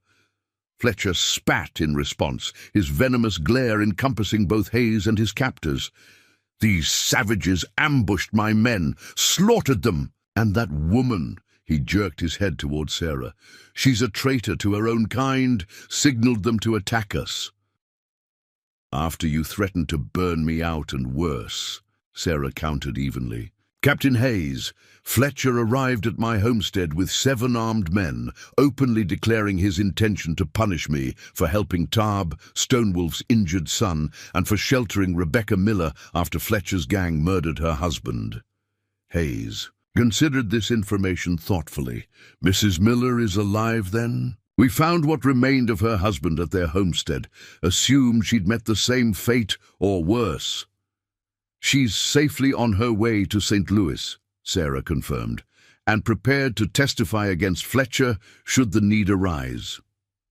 The ranger captain turned, his attention back to Stonewolf. "And you just happened to be in the vicinity when Fletcher attacked Miss Callahan's property." "We kept watch," Stonewolf replied unapologetically. "Since the boy was returned to us, we have scouts near her land. She is under our protection." The statement, spoken plainly before rangers and fellow warriors alike, hung in the air with profound significance. A Comanche chief publicly declaring a white settler under tribal protection violated every established boundary of frontier relations. Hayes's eyebrows rose slightly, but he offered no immediate comment on this extraordinary arrangement. Instead, he gestured for 2 of his men to take custody of Fletcher. "We'll take him from here," he said, his tone professional but not hostile. "He'll stand trial in Austin for his crimes against Texas citizens. I give you my word on that." Stonewolf nodded once in acknowledgement. "And his crimes against my people?" A flicker of discomfort crossed Hayes's face. The complex question of overlapping jurisdictions and justice systems that had no established precedent for resolution. "Those will be noted in the proceedings, as will your cooperation in his capture." It wasn't a completely satisfactory answer, but it represented a step toward recognition that crimes against the Comanche deserved acknowledgement within the Texas legal system, however limited that acknowledgement might be. "There is something else we must discuss," Stonewolf continued, his voice pitched low enough that only Hayes, Sarah, and Nighthawk could hear him clearly. "Army movements beyond Clear Fork. Large campaign planned for fall." Hayes's expression remained carefully neutral, though Sarah noted a slight tensing around his eyes. "That's military business, Chief. Outside my jurisdiction. It becomes ranger business when unnecessary blood is spilled," Stonewolf countered. "Fletcher is not only one who profits from conflict between our peoples. The implicit accusation that certain elements within both military and civilian leadership benefited from perpetuating hostilities was dangerous territory indeed. Yet Hayes did not immediately dismiss it, suggesting he harbored similar suspicions. "What are you proposing?" he asked cautiously. Stonewolf gestured toward Sarah. "The healing woman saved my son when others would have left him to die. When I came with warriors at dawn, I could have burned her homestead as revenge for many Comanche deaths. Instead, I saw wisdom in mercy." His gaze intensified. "There are others among my people who would listen to talk of peace. Are there such men among yours?" Hayes glanced at his rangers, ensuring they remained at a distance before responding. "The governor has authorized exploratory discussions," he admitted. "But after previous failures, he needs assurances that any Comanche representatives truly speak for their people." "I speak for the largest band south of Red River," Stonewolf stated without boast. "Others will follow, if path proves." "True." Sarah observed this exchange with growing appreciation for Stonewolf's strategic vision. What had begun as a simple act of mercy toward a wounded boy had evolved, through the war chief's calculated responses, into a potential opening for genuine diplomatic engagement, something that had eluded both sides for generations. Hayes seemed to reach a decision. "I'll send word to Austin. If the governor agrees, representatives could meet at neutral ground in 30 days' time." He glanced at Sarah. "Perhaps Miss Callahan's homestead would serve. It appears to have unique standing with both parties." The suggestion startled Sarah, though she quickly recognized its practical and symbolic value. Her property, situated on the edge of settled territory, offered both accessibility and a precedent for peaceful interaction between settlers and Comanche. "I would be honored to host such a meeting," she said firmly. Stonewolf nodded his agreement. 30 days. Small. Party only. 3 chiefs, 3 white leaders. More brings too many spirits of the dead between us. With the outline of this unprecedented arrangement tentatively established, the groups prepared to separate, Fletcher secured among the rangers, while Stonewolf and his warriors would return to their territory with news of both the prisoners' bait and the proposed peace talks. As final arrangements were made, Hayes drew Sarah aside, his expression troubled. "You understand what you're becoming involved in?" he asked quietly. "If these talks proceed at your homestead, there are those on both sides who would consider you a traitor for facilitating them." Sarah met his concerned gaze steadily. "I buried my husband on that land, Captain. Watched neighbors and friends die in raids and counter-raids that solved nothing. If there's even a small chance to break that cycle, isn't it worth the risk?" Hayes studied her for a long moment before nodding slowly. "Thomas always said you had more courage than sense." A reluctant smile crossed his weathered features. Seems he was right on both counts. As the ranger patrol departed with their prisoner, Sarah found herself once again alone with Stonewolf and his warriors at the crossroads between their worlds. The morning sun had risen fully now, casting harsh light across a landscape shaped by conflict, yet somehow, in this moment, offering a glimpse of alternative possibilities. "You will be watched more closely now," Stonewolf warned as they prepared. "To part ways, by both my people and yours. Some will not understand what you do." "Understanding often comes after actions, not before," Sarah replied, echoing wisdom he had shared in their previous encounter. "I can only follow the path that seems right." Stonewolf reached into a pouch at his waist and withdrew a small object. A second carved eagle, twin to the one Sarah already wore, but fashioned from pale bone rather than dark wood. "When our representatives come for the council, they will carry this token. It will show they come with true hearts." Sarah accepted the carving, recognizing its significance as both practical verification and symbolic trust. "I'll watch for them." At the appointed time, as she turned her horse toward home, Nighthawk unexpectedly moved his mount alongside hers. "The boy Taabe asked me to tell you something," he said, his English careful but clear. "He says when he becomes a man, he will remember the woman who fought the fever spirit for him. He will tell his children that not all whites carry hatred in their hearts." The simple message, delivered across cultural boundaries that had seemed impenetrable mere weeks earlier, affected Sarah more deeply than she could express. "Tell him I will do the same," she replied softly. "Tell him that because of his courage, other children, both Comanche and settler, may grow up knowing less fear and more understanding." The return journey to her homestead passed in contemplative silence, the landscape familiar yet somehow transformed by recent events. The bodies of Fletcher's men had been removed by Stonewolf's warriors, leaving little evidence of the previous night's violence. Yet Sarah knew her property had been irrevocably changed. No longer simply the isolated homestead of a stubborn widow, but potentially a landmark in the territory's turbulent history.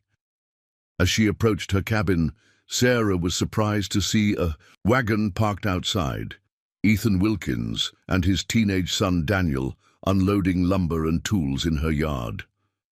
They paused at her arrival, Ethan's expression a complex mixture of concern and determination. "Heard shots last night," he explained without preamble. "Figured you might need some repairs, and Emily insisted on sending food." He gestured toward several baskets visible in the wagon. "Though I see you've had other visitors." His gaze shifted meaningfully to the distant ridge, where a lone Comanche scout was just visible, keeping watch as Sarah returned safely home. Sarah dismounted, suddenly aware of how exhausted she felt after the night's events and the mornings. "Diplomatic negotiations. It's a long story, Ethan." "Always is with you, Sarah," he replied with grudging affection. "Daniel, get those supplies inside while I help Miss Callahan with her horse." As they walked the animal toward the barn, Ethan lowered his voice. "Word spreading about you and the Comanche chief. Hayes's rangers stopped by our place early this morning looking for Fletcher. They were talkative." Sarah had expected this, though perhaps not quite so quickly. "And what are people saying?" Ethan sighed, removing his hat to wipe his brow. "Some are calling you a traitor. Others saying you've lost your mind from grief and loneliness." He paused. "A few, though, the ones who've buried too many loved ones in this war. They're asking different questions, wondering if there might be another way forward." He gestured toward his son, working diligently to repair a section of porch railing damaged during Fletcher's attack. "Daniel there. He's of age to join the Rangers next spring. Emily wakes crying from nightmares about it 3 times a week." Ethan's weathered face revealed a father's vulnerability rarely displayed on the stoic frontier. "If what you're doing leads to even a chance of something better, well, We've got your back, Sarah. Not everyone will, but we do. The unexpected support brought tears to Sarah's eyes. There's to be a council here in 30 days. Ethan absorbed this with remarkable composure, given its unprecedented nature. Then we'd best get this place looking proper. He managed a wry smile. Can't have the governor's representatives thinking frontier women don't keep a tidy homestead, even when negotiating with Comanche chiefs. As weeks passed, Sarah's homestead transformed in subtle but significant ways. The physical repairs were the most obvious. Damage from Fletcher's attack meticulously mended, the barn strengthened, new shutters crafted for windows that could be secured quickly if needed. Ethan and Daniel Wilkins returned regularly to assist, sometimes accompanied by other neighboring settlers who had decided, after careful consideration, to support Sarah's unconventional position. Less visible, but more profound, were the changes in the human landscape surrounding the property.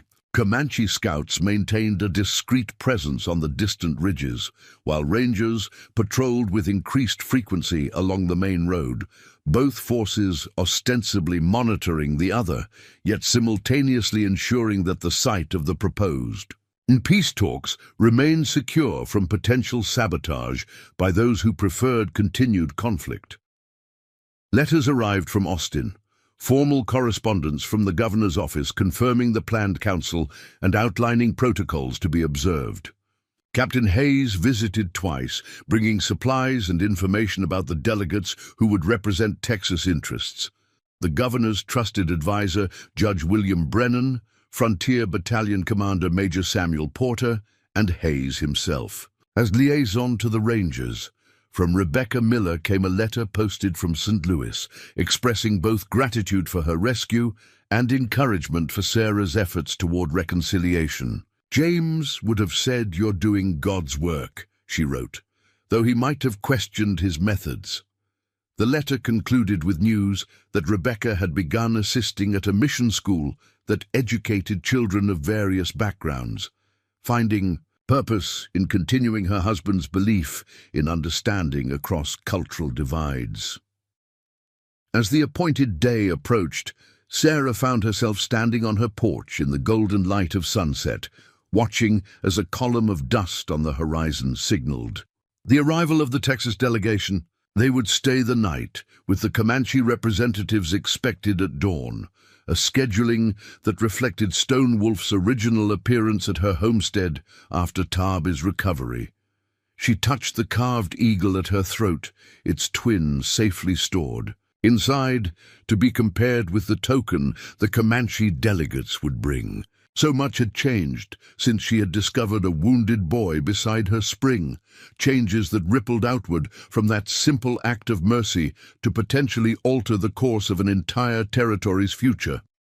Yet as Sarah Callahan prepared to welcome the first participants in what would become known in regional histories as the Eagle Token Council, she harbored no illusions about the challenges ahead.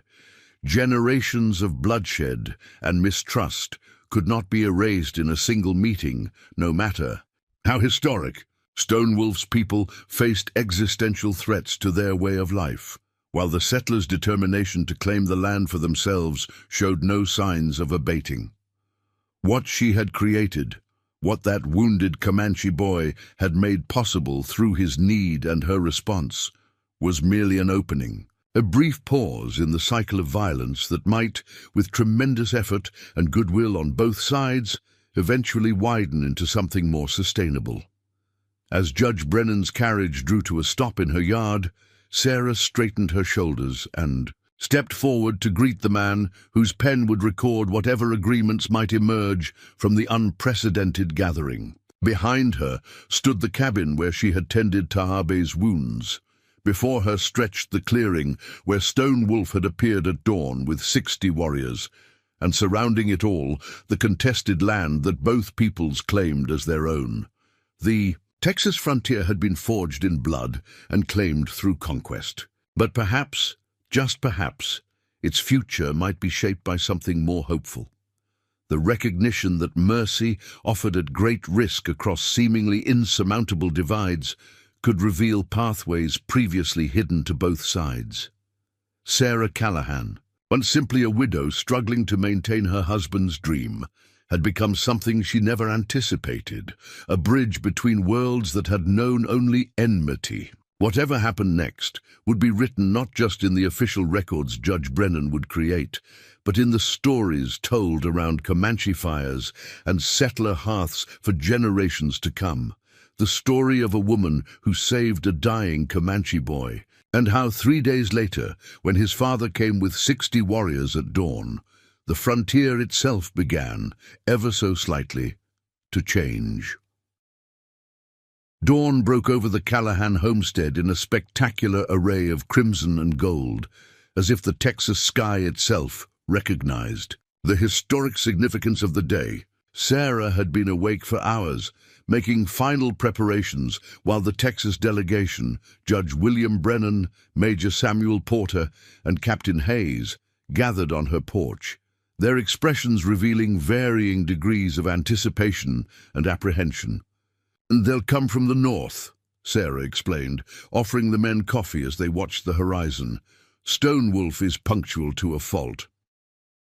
Judge Brennan, a dignified man in his 60s with silver hair and penetrating blue eyes, sipped his coffee, thoughtfully. "In all my years on the bench, I never imagined I'd be participating in negotiations with Comanche chiefs on a widow's porch." He glanced at Sarah with respectful curiosity. "You've accomplished what diplomatic envoys and military commanders have failed to achieve for decades, Mrs. Callahan." "I saved a boy's life," Sarah replied simply. "The rest was Stonewolf's doing." Major Porter snorted softly, his military bearing evident even in casual conversation. "With all due respect, ma'am, you've done considerably more than that.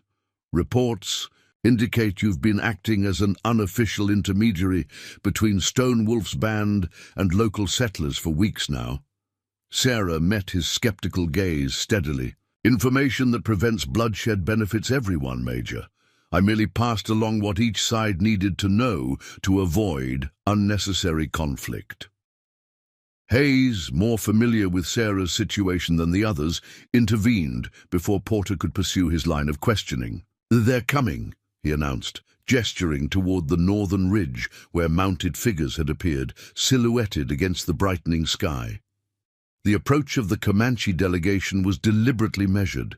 Neither the thundering charge that had marked their first arrival at Sarah's homestead, nor the cautious stealth of warriors anticipating hostility. 3 riders led the procession, with a small escort of 6 warriors following at a respectful distance. Stonewolf in the center, Hayes identified, his experienced eye recognizing the war chief even at a distance. The one on his right appears to be Red Knife, chief of the Penatica band. The third is likely Black Elk of the Noconi. Together they represent the majority of Comanche forces in this region. Judge Brennan straightened his formal coat, the document case at his side containing the governor's authorization and preliminary proposals. "Remember, gentlemen, we are here to listen as much as to speak." The governor was explicit. "This meeting is exploratory, not definitive. We seek common ground, not immediate concessions." As the Comanche leaders drew nearer, Sarah noted the absence of war paint on their faces, a deliberate choice signifying they came for counsel, not combat. Stonewolf wore a ceremonial headdress, though more modest than the full war bonnet he had displayed during Fletcher's capture. Around his neck hung a single bear claw on a leather cord, a symbol of authority among his people. Sarah descended the porch steps to meet them, conscious of her role as both hostess and intermediary. The carved eagle talisman was prominently displayed at her throat, matched by its twin that Stonewolf now produced from a pouch at his waist as his horse halted before her. "Sarah Callahan," he greeted her formally, his deep voice carrying to all present. "We come as promised." "You are welcome here," she responded with equal formality, accepting the bone eagle he extended and comparing it with her own carving. The matched set confirming the authenticity of the delegates to both sides. These men represent the government of Texas, authorized to speak with open hearts. The ritual completed, Stone Wolf and his fellow chiefs dismounted with dignified grace. Up close, the differences between the three Comanche leaders became more apparent. Red Knife was older, perhaps in his 60s, his face deeply lined and bearing that of someone who had witnessed the earliest encroachments on Comanche territory. Black Elk was younger than Stone Wolf by perhaps a decade, his expression guarded but intelligent, assessing the Texas representatives with keen interest. Judge Brennan stepped forward, offering a formal bow rather than extending his hand, a cultural consideration that Sarah had advised. "I am William Brennan, appointed by Governor Runnels to hear your words and share the thoughts of Texas leadership. We honor your willingness to meet." Stone Wolf acknowledged the introduction with a slight nod. "Many winters I have fought the Texans. Many Comanche have died, many white settlers also. Time to see if another path exists before too few remain on either side to walk it." The stark pragmatism of this opening statement set the tone for what followed. Rather than proceeding immediately to specific grievances or demands, Stone Wolf suggested they begin with a shared meal, a Comanche custom that temporarily suspended hostilities and created space for genuine conversation. Sarah had prepared for this, setting a long table under the spreading oak tree that shaded her yard. Simple but abundant food was laid out. Venison provided by the Comanche, bread and vegetables from Sarah's garden, coffee and preserved fruits contributed by neighboring settlers who supported the peace initiative. As they gathered around the table, an extraordinary scene unfolded. Texas officials and Comanche chiefs breaking bread together on contested ground, with a frontier widow serving as both hostess and translator when cultural nuances required clarification. Comanche escorts and rangers maintained a watchful perimeter, their mutual suspicion evident but temporarily subordinated to the greater purpose. The meal provided an opportunity for each side to assess the other outside the rigid constraints of formal negotiation. Judge Brennan discussed his decades of experience with Texas law, while Red Knife spoke of Comanche traditions that had governed their people for generations before white settlement. Porter's initial stiffness gradually relaxed as he discovered that Black Elk shared his interest in horsemanship, leading to a spirited exchange about breeding practices and training methods. Throughout this preliminary interaction, Sarah observed the subtle currents of power and personality, recognizing how fragile this moment truly was. One misinterpreted gesture, one careless word could shatter the tentative civility and return them all to the safer, more familiar territory of mutual hostility.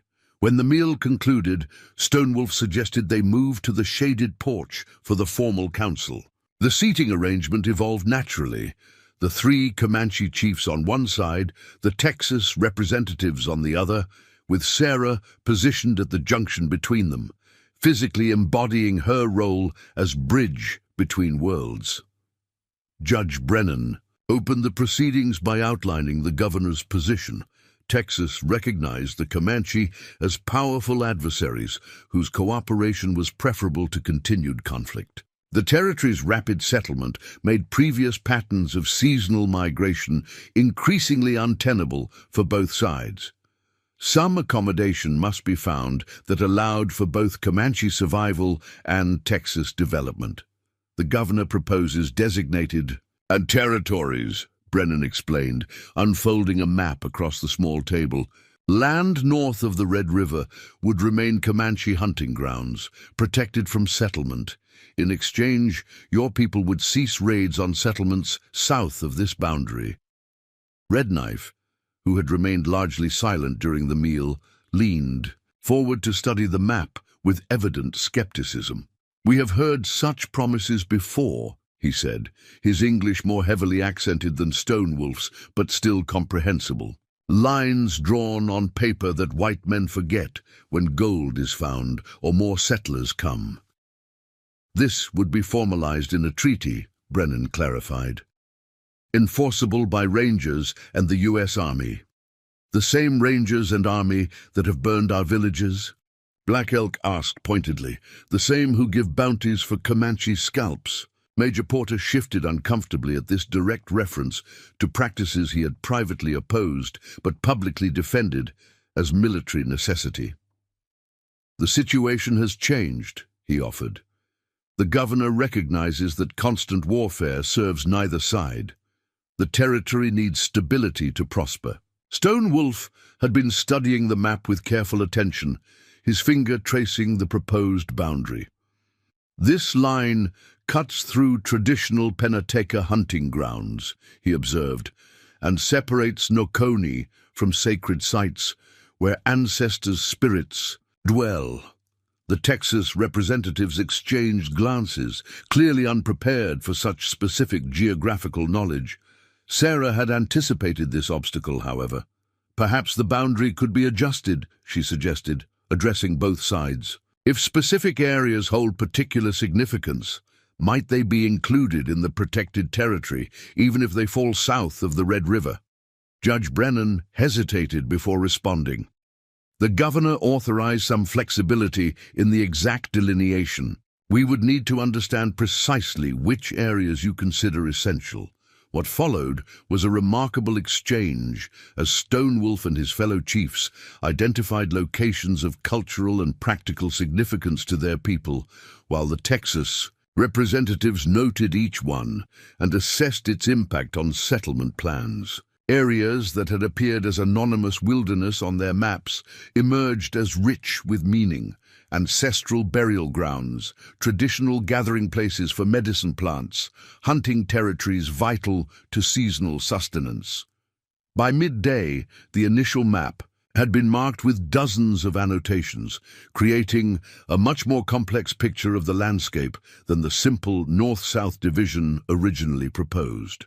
Major Porter, despite his initial skepticism, proved unexpectedly valuable in this process, his military cartography experience allowing him to translate Comanche descriptions into precise geographical notations.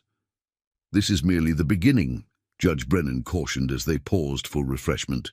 Any adjustments must be approved in Austin and ultimately in Washington, but you have helped us understand your needs with greater clarity. Stonewolf nodded, his expression revealing neither optimism nor disappointment, merely the measured assessment of a leader accustomed to lengthy negotiations. There is another matter we must discuss, he said, the problem of those who profit from war between us. Hayes leaned forward, immediately attentive. You're speaking of men like Fletcher, and others like him on both sides, Stonewolf confirmed. Comancheros who sell weapons, then spread lies about attacks, military contractors who need conflict to sell supplies, even some of your settlers who claim Comanche raid damage to collect government payment when their crops fail from drought. This frank acknowledgement of corruption within both societies created a momentary tension, but Judge Brennan nodded slowly. The governor is aware that certain parties actively undermine peace efforts. It would benefit both sides to identify and neutralize such influences. We propose joint patrols, Stonewolf said, introducing a concept so unprecedented that even Sarah was taken aback. Comanche warriors and Texas Rangers riding together along the agreed boundaries, each watching the other, yes, but also witnessing together when troublemakers try to break peace. Major Porter's immediate reaction was predictably negative. Armed Comanche operating alongside Rangers. Impossible. The settlers would never accept it. They already have, Hayes interjected quietly, in a limited fashion. When Porter turned to him in surprise, the Ranger captain elaborated. The capture of Fletcher was essentially a joint operation between Rangers and Stonewolf's warriors. It proved effective. One isolated incident is hardly precedent for formal policy, Porter objected, but it demonstrates possibility, Judge Brennan mused, stroking his silver beard thoughtfully. Perhaps not immediate implementation, but as an aspirational goal, something to work toward as trust builds. The discussion continued through the afternoon, ranging from practical concerns about implementation to broader philosophical questions about how two such different societies could coexist.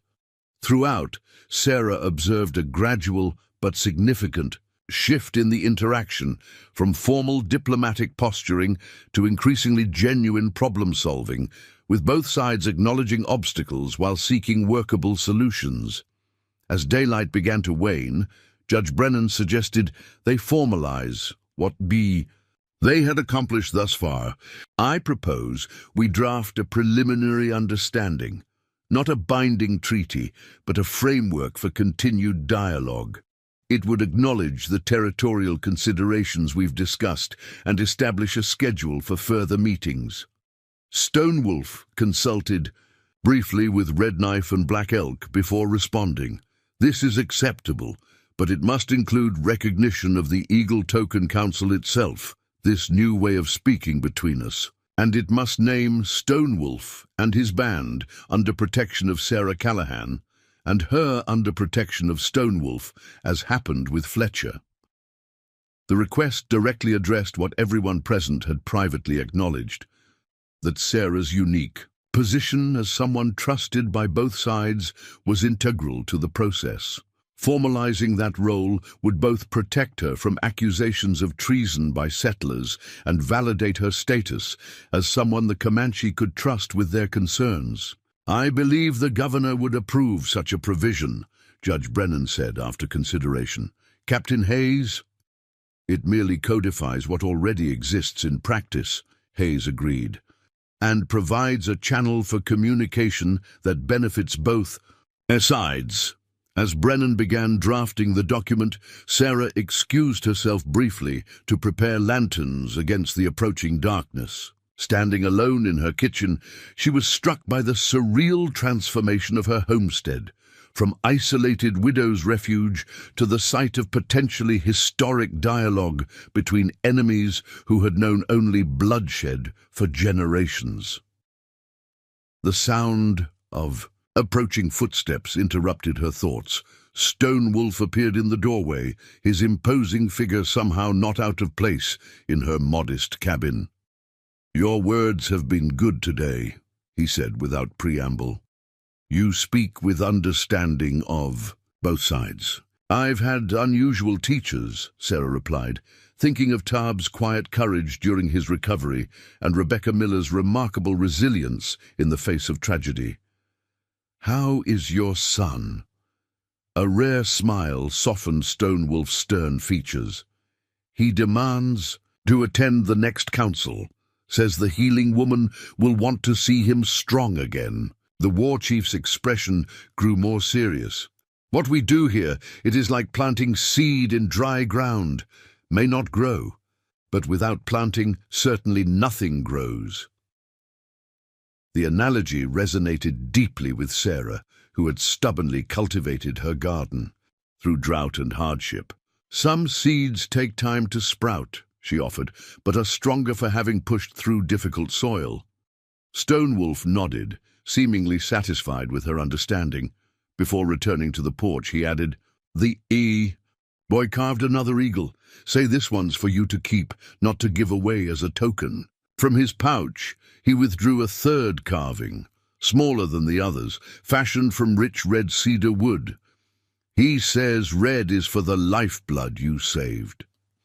The simple gift from the boy whose rescue had catalyzed everything brought unexpected tears to Sarah's eyes. "Tell him I will treasure it," she said softly, "and that I look forward to seeing him at the next council." When they returned to the porch, Judge Brennan had completed his draft. By lantern light, the document was reviewed by both delegations, with Sarah occasionally clarifying terms that held different connotations in Comanche understanding. Finally, with quiet ceremony, The preliminary agreement was signed. Judge Brennan, Major Porter, and Captain Hayes representing Texas. Stone Wolf, Red Knife, and Black Elk marking for the Comanche bands. "We have taken first steps on the new trail," Stone Wolf announced as the document was rolled and secured. "Many more steps needed, many who will try to turn us back to old ways of fighting, but we have created a possibility where none existed before," Judge Brennan responded, extending his hand in the white man's gesture of agreement. After a moment's consideration, Stone Wolf accepted it, a symbolic bridging of cultural divide that matched the more substantive compromises outlined in their agreement. As the Comanche delegation prepared to depart, preferring to begin their journey back to their territories before full darkness, Stone Wolf addressed Sarah one final time. 30 days from now, another council, perhaps at Fort next time, to show our people we can enter your places and leave in peace." "I'll be there," Sarah promised, standing on her porch as the chiefs mounted their horses.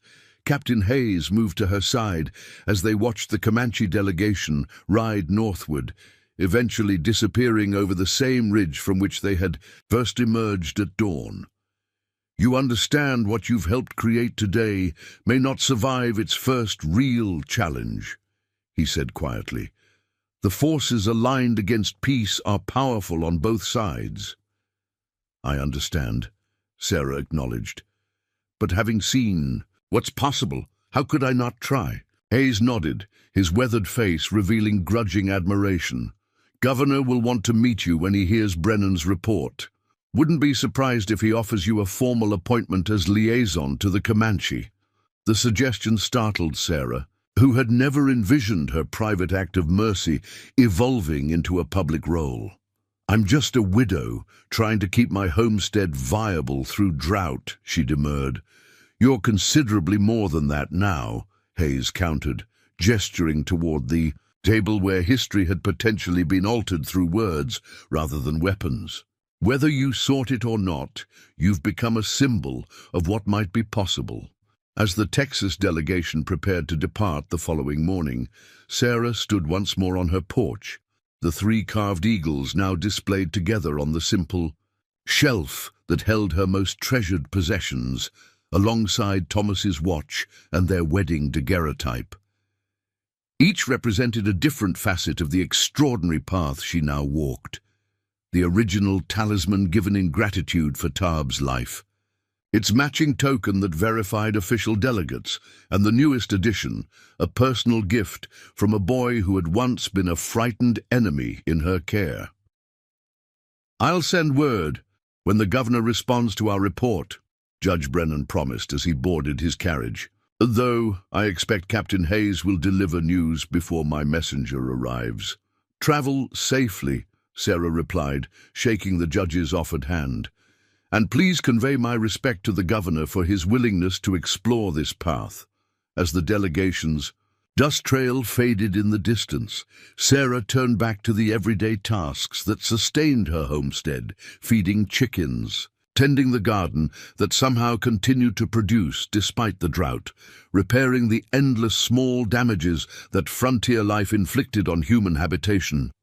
Yet as she worked, she found herself repeatedly glancing toward the northern ridge, where Comanche scouts occasionally appeared, a reminder that she existed now in a unique space between worlds, trusted and distrusted by both sides, her homestead transformed from anonymous frontier holding to potential cornerstone of a new relationship between peoples who had known only enmity for generations.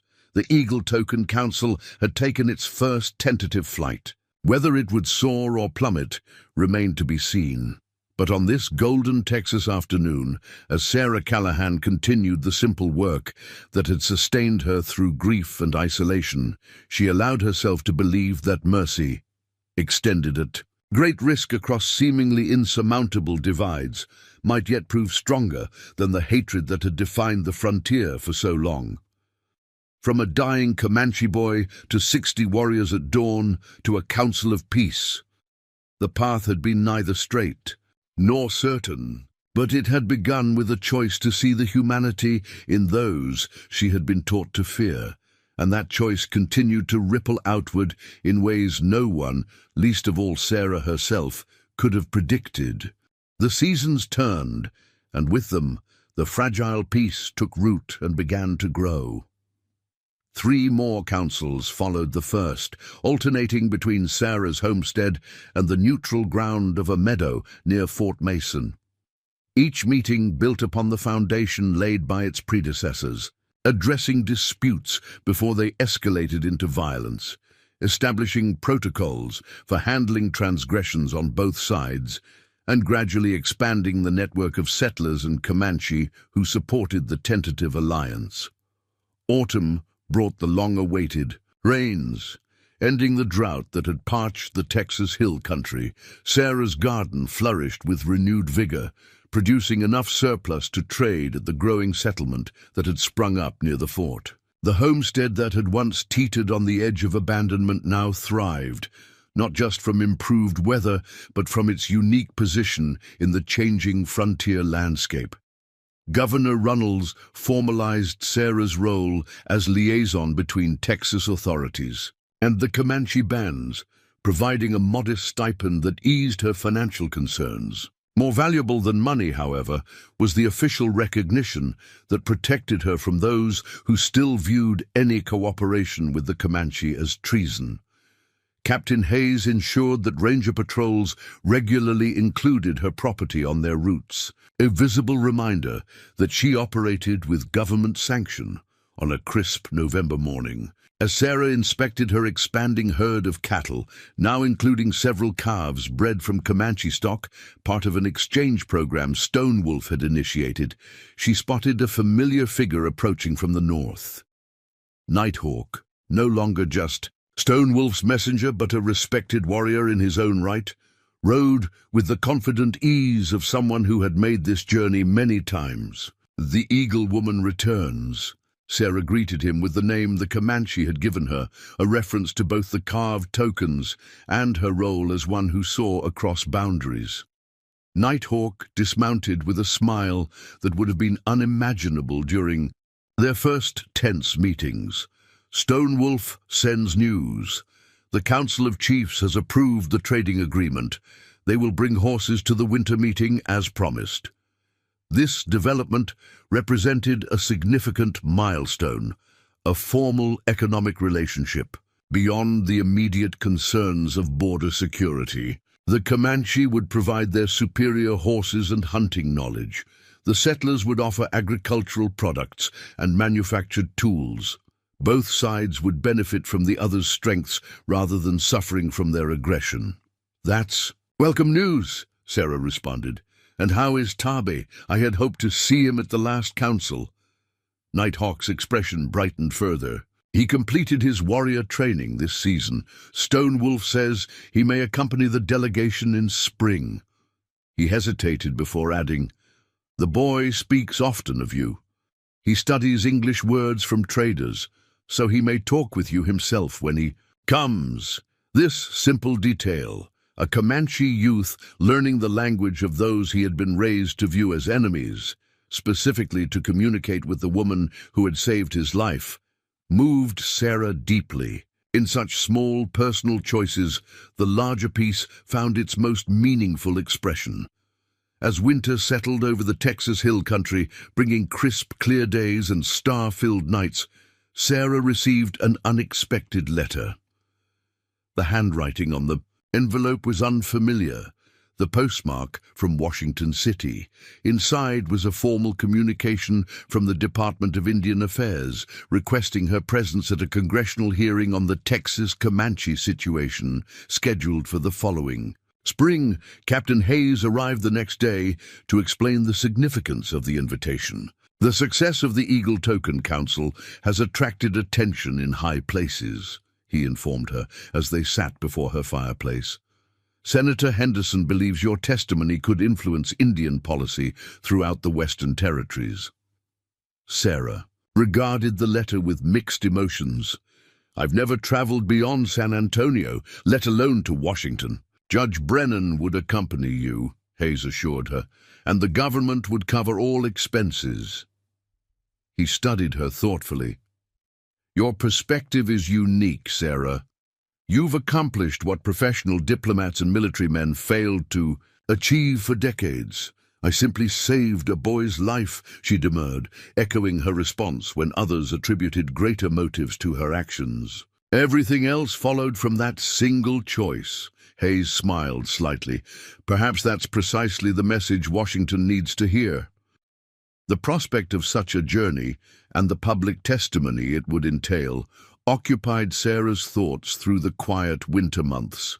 Her correspondence increased dramatically, with letters arriving not just from Texas officials, but from Eastern newspapers, and even a historian documenting frontier relations. The story of the woman who had saved a Comanche boy, only to have his father return with 60 warriors at dawn, had transcended local legend to become a narrative of national interest. More personally significant was the letter that arrived from Rebecca Miller in St. Louis, containing news that she had become engaged to a fellow teacher at the mission school. I never thought I would find happiness again after James, she wrote. But you showed me that life continues, even after great loss, and that new connections can form in the most unexpected circumstances. The letter concluded with an invitation for Sarah to visit whenever her travels might bring her northward. The Winter Council, held during a rare mild spell in January, brought together the largest gathering yet, 5 Comanche chiefs, representatives from 3 different bands, along with an expanded Texas delegation that now included 2 prominent settlers who had initially opposed the peace process, but had gradually been won over by its practical benefits. The promised horses were presented, their quality drawing admiration even from Major Porter, whose military skepticism had evolved into grudging respect for the Comanches' expertise in breeding and training. As the formal proceedings concluded, Stonewolf approached Sarah privately. "Something important to show you," he said, gesturing toward a young Comanche who waited at a respectful distance, partially obscured by the gathering dusk. When the figure stepped forward into the lantern, "Light!" Sarah's hand flew to her mouth in surprise. Though nearly 3 years had passed, she immediately recognized the boy, now a young man whose life she had saved beside her spring. "Tabe," she whispered, scarcely believing how much he had grown. The skinny, vulnerable child had developed into a lean, confident youth on the cusp of manhood. He wore the traditional dress of a Comanche nearing warrior status, his bearing proud, yet carrying none of the hostility that might once have been directed toward a settler woman.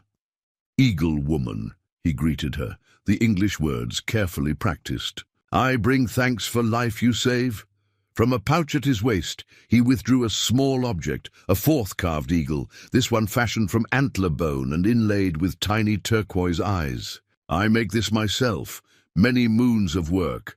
The craftsmanship was exquisite, far surpassing the earlier carvings in detail and artistry.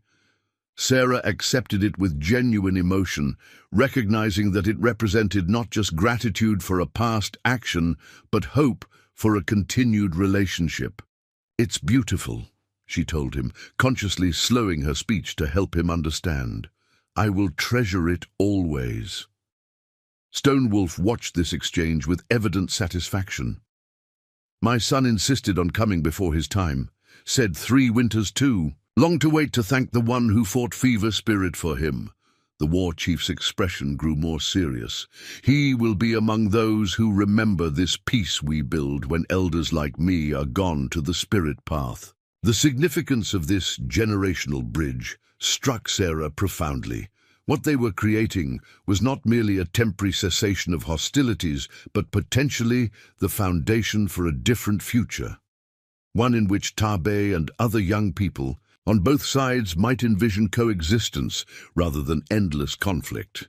As spring approached, bringing with it preparations for Sarah's journey to Washington, she found herself increasingly reflecting on the extraordinary path that had led from that drought-stricken summer day when she discovered a wounded boy to her current role as a recognized intermediary between worlds that had previously known only bloodshed. The 4 carved eagles now occupied a special shelf in her cabin, tangible reminders of transformation, both personal and public. From tokens of gratitude to symbols of official diplomacy to expressions of ongoing connection, they chronicled a journey none could have predicted. On the evening before her departure for San Antonio, where she would meet Judge Brennan to begin the long journey eastward, Sarah sat on her porch, watching the sunset paint the Texas sky in brilliant hues. The homestead that had once represented simply her stubborn dedication to Thomas's dream had become something far more significant, a crossroads where 2 cultures had discovered, however tentatively, that alternatives to violence existed. She fingered the newest eagle carving, Taabe's gift, appreciating the countless hours of patient work it represented. Like the piece they were all building, it had been shaped gradually, with attention to detail and a vision of what might emerge from raw material.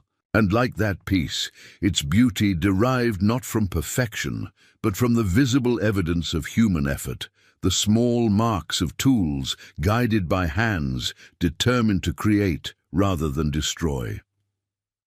Whatever awaited in Washington, whatever challenges, still threatened the fragile accord between settlers and Comanche, Sarah Callahan carried with her the certainty that compassion could indeed forge unexpected paths through seemingly impenetrable barriers. From a single act of mercy had flowed consequences no one could have foreseen.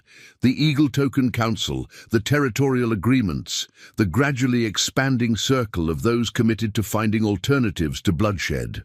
As darkness settled over the Texas Hill Country, Sarah's thoughts returned to Stonewolf's words from their first encounter.